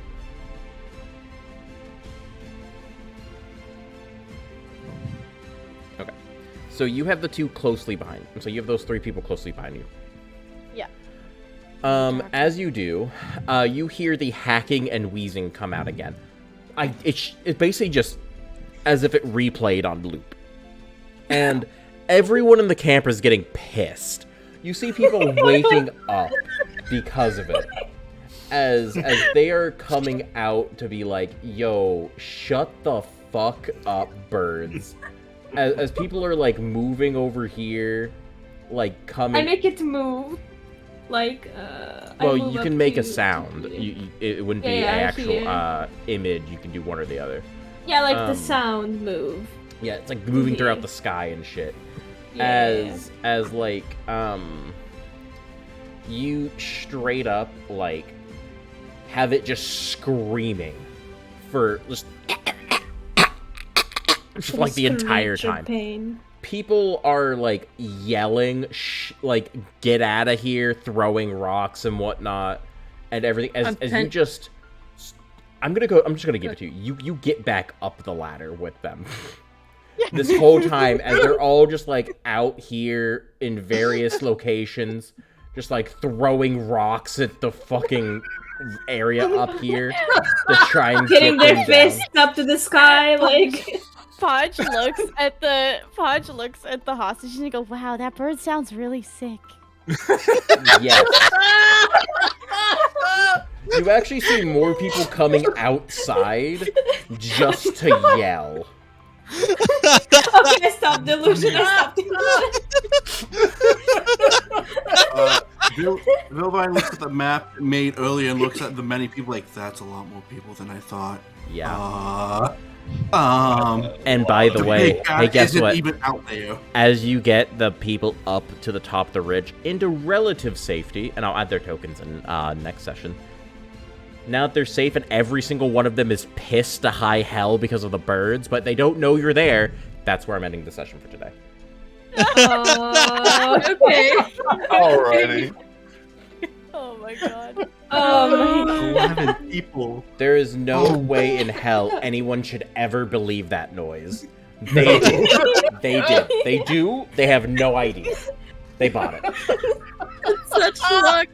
It's such luck. I can't Oh my believe it. God. I'm crying. Like I'm actually crying. These guards will actually like these bandits are gonna fucking hate us. Oof, what the Oh fuck? god, what They happened? don't even know us. Wait, what happened? Look at. Hey, you know what, oh. guys? I found people as stupid as I am. I think I'm just gonna go. Oh, join it's the band because at this Doe, you point. turned off your camera, dude. You turned off your cam. You turned off your camera and it Oh. fucked up everyone else's I didn't. Discord crashed, Oh, and there it you just go. There you go. Oh. Okay. and it didn't okay. let me We're know. back. We're back from I love behind the that scenes. comment. We're back from behind the scenes. There you go. Okay, so there you go. No one will take a level up yet. We'll do that next session. Okay. So everyone check back in next week. We'll get Yep. this set up again, and we'll finish this out. You guys should most definitely get a level up in the very near future. If not, 2 next session. So we'll see how that goes. Nice. Okay. Heck yeah. Hopefully, I can come back to the next session. Hopefully, Yes. yes.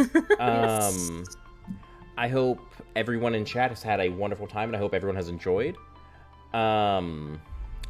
We will see how many people show up next session, and let's really get this shit hopefully working a lot better than it did this time, because we had a lot of unexpected technical difficulties.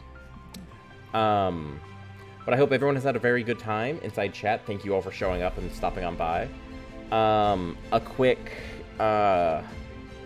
PSA for anyone in here. Do keep in mind, if anyone does donate during stream at all whatsoever, it'll be going towards none of us in particular, but any subs and or bit donations, any cheers or anything will be going straight towards getting character art made, commissioning artists within the community, and so on and so forth. Just be making the stream better. So keep looking for that. If you want to better the stream, you're more than welcome to do that way. Regardless, for the people involved, why don't we just go straight down the list, talk a little bit about ourselves for everyone else's communities, and get them interested in, each other. I will go last out of courtesy, since we're on my channel. Doe, let's go ahead and start from the top left and work our way top row, second row, third row. So Doe, you're up first. Go ahead and All right. go. Hi. Shield. All right. Hi, my name is The Rogue. No, I am a complete nerd. I have very limited experience with D&D, so when I saw the opportunity to participate in this, I was like, yes, I want to do it. I play mostly FPS games. However, I want to break out into more stuff like this more often. I'm greatly appreciative to Bostel for the opportunity. And yeah, that's my spiel. I'm kind of an ass, but I'll always be supportive when you need it. Don't take everything I say literally. I know that I have kind of a rough personality, but I love all of you. Thank you so much. If anyone wants to find him, trust me, go to literally any of our Twitters. We've retweeted each other's shit constantly. In the post that I have made personally and everyone else here has made, you can find each other there. Go to our Twitters. You can find anyone else you want to find there. But Doe is amazing. Go check him out. Beans, go ahead. You're the one who's made like half of the art here, so. Hello, I am Witchy Beans. Yes, that is correct. That I have made the overlays right here, and I have created the little Muppet that is on Young's head. I am obviously an artist in a platform entertainer for playing video games on Twitch, and I mostly post artworks on Twitter.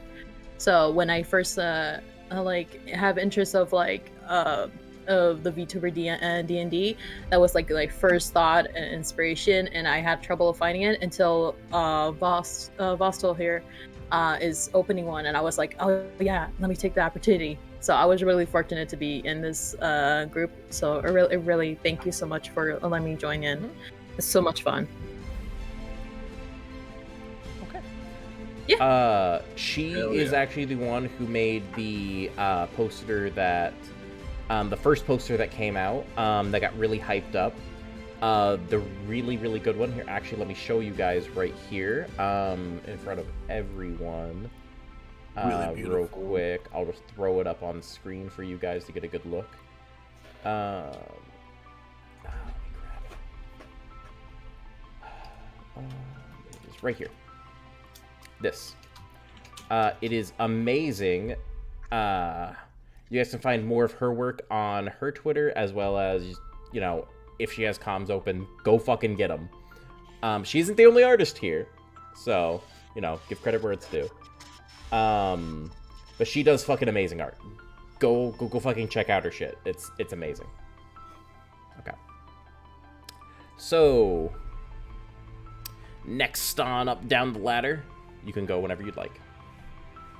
Hi, I am Podge, your resident goblin warlock. I am a cosplayer, role player, streamer, and aspiring practicing live 2D rigger. And I stream Tuesdays, Thursdays, and Saturdays over on my Twitch. And I'm also very active on my Twitter. I have very much enjoyed this. It's been a minute since I've played a good round of D&D, and I want to thank Vostel for having me on. I'm very thrilled about it. And yeah, it has been lovely playing with you all and interacting with chat today. Okay. They are very, very active on Twitter. I see their shit all the time. It has been a real pleasure playing with you, and I really hope that we can collab soon in the future, because man, we missed that last one. That is entirely my fault. It is okay. Yeah. So Astro, you're up next. You're also an artist in here. So Yeah. Go ahead. Yeah, I'm Astro. I usually stream art and like emo commissions, and I'm also recently started up live 2D rigging and stuff.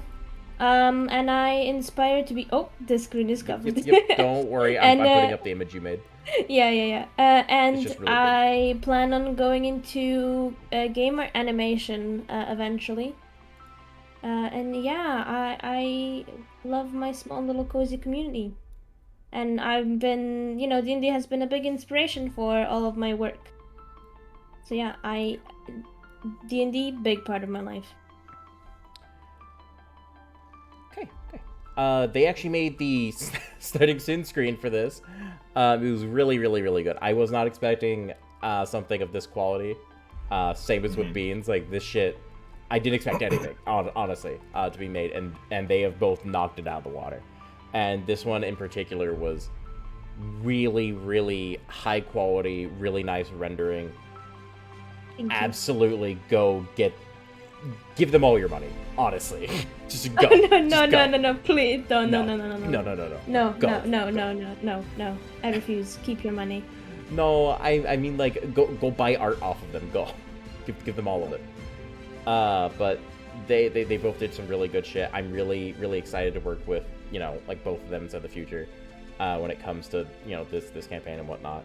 It's really been a pleasure. Let's see, let's go ahead and put this down. And Drac, go ahead. Yes, my name is Drakazad. I'm a Lich Lord variety VTuber, proprietor of the Denon Discord. Not as talented as everybody else that's in here. That's a lot. Y'all's art looks absolutely phenomenal. I'm so glad that y'all were able to take your time to actually do that. I wish we could have shown the little Muppets that we had for some of us in here. They were great. Reactive images weren't going to work. Unfortunately, the Discord wanted to mess up, but hey, this is great too, because you see us all moving over here. But so glad I just stumbled upon Vostel that one day, and was able to just bring so many people in to where we could actually, kind of kickstart Vostel to where this could actually become a reality. Thank you, Vostel, for having me here. I go live pretty much every single day. I just take days off when I need to. Wednesdays, me and Vostel will be collabing different things. I'm just, play whatever and whenever, and just just try to have fun with everybody. But yes, thank you so much for having me here. It was a lot of fun. All right. Me and Drac do collabs all the time. He's fantastic. He's actually the one who gave me any type of exposure. Like I've been essentially like like with him since I started. So big props. And then Young, you're up next. Hello, I am Youngest Vyusion, or I go by Young. I'm a Viera VTuber. I mainly stream Final Fantasy XIV content, Psychonauts 2, and right now I'm actually doing a Zelda randomizer this week. Ooh. That sounds interesting. It is a struggle because it randomizes everything, even the items you get from the end of the dungeons. And so it's possible to get soft locked, which I might actually have right now. But it's an interesting thing, and it's actually really challenging. And I really appreciate this opportunity to play D&D with you folks, and I really, appreciate Vostel for allowing me to have this opportunity. And I would love to keep doing this with you guys, and collab on other things as well. Good shit. Hell yeah, let's go. Let's play Final Fantasy 14 together. What server? I'm on Ether. I might not. I'm not server.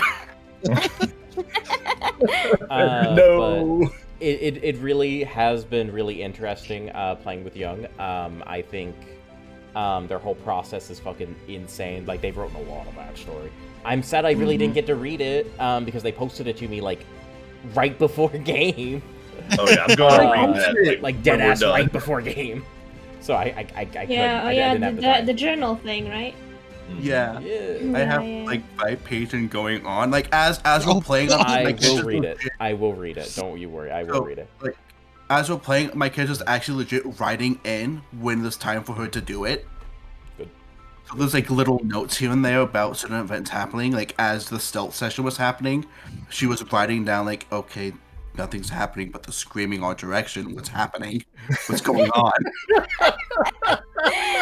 Awesome. I don't know what you're talking about. It was the greatest sneaky plan ever That to was exist. amazing. It was all I'm planned. clearly an excellent sneaker. I didn't fuck up even one time. No. Didn't ever fuck up. Not even once. Nope. Nope. So nope. glad these bandits are as dense as Skyrim enemies. I know, Yep. right?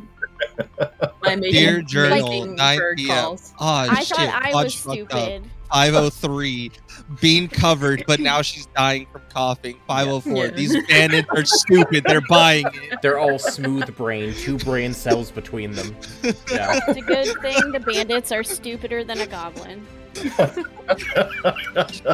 But I, going last, I am Vostel DMG, aka Vostel, the Dungeon Master's Guide, and I am the Dungeon Master for this game. If you can't fucking tell by the massive fucking name tag. If you're as smooth brain as those bandits, that's what it. Oh, that's Yeah. what that meant. Okay. But I genuinely do apologize for how bad the session has gone so far, because this is not my quality I do normally. I've just been really, Oh, really damn. rusty today. It has shown. So you guys can expect a lot better quality as time goes on. Hell yeah. But regardless, It's been wonderful. Oh yeah, it's been great. for This for is, like, normal rusty. D&D, I yes, want but for to my see- D&D, this is awful. I want to see how good your You're best too is hard if on this was yourself, rusty. 'cause it was Like, this is amazing. really, really bad for my normal D&D. But regardless. Now I have expectations. You do. But I am Vostel DMG. I go by Voss or Vost or V or whatever hell you want to call me. I am a chill, good vibes variety streamer.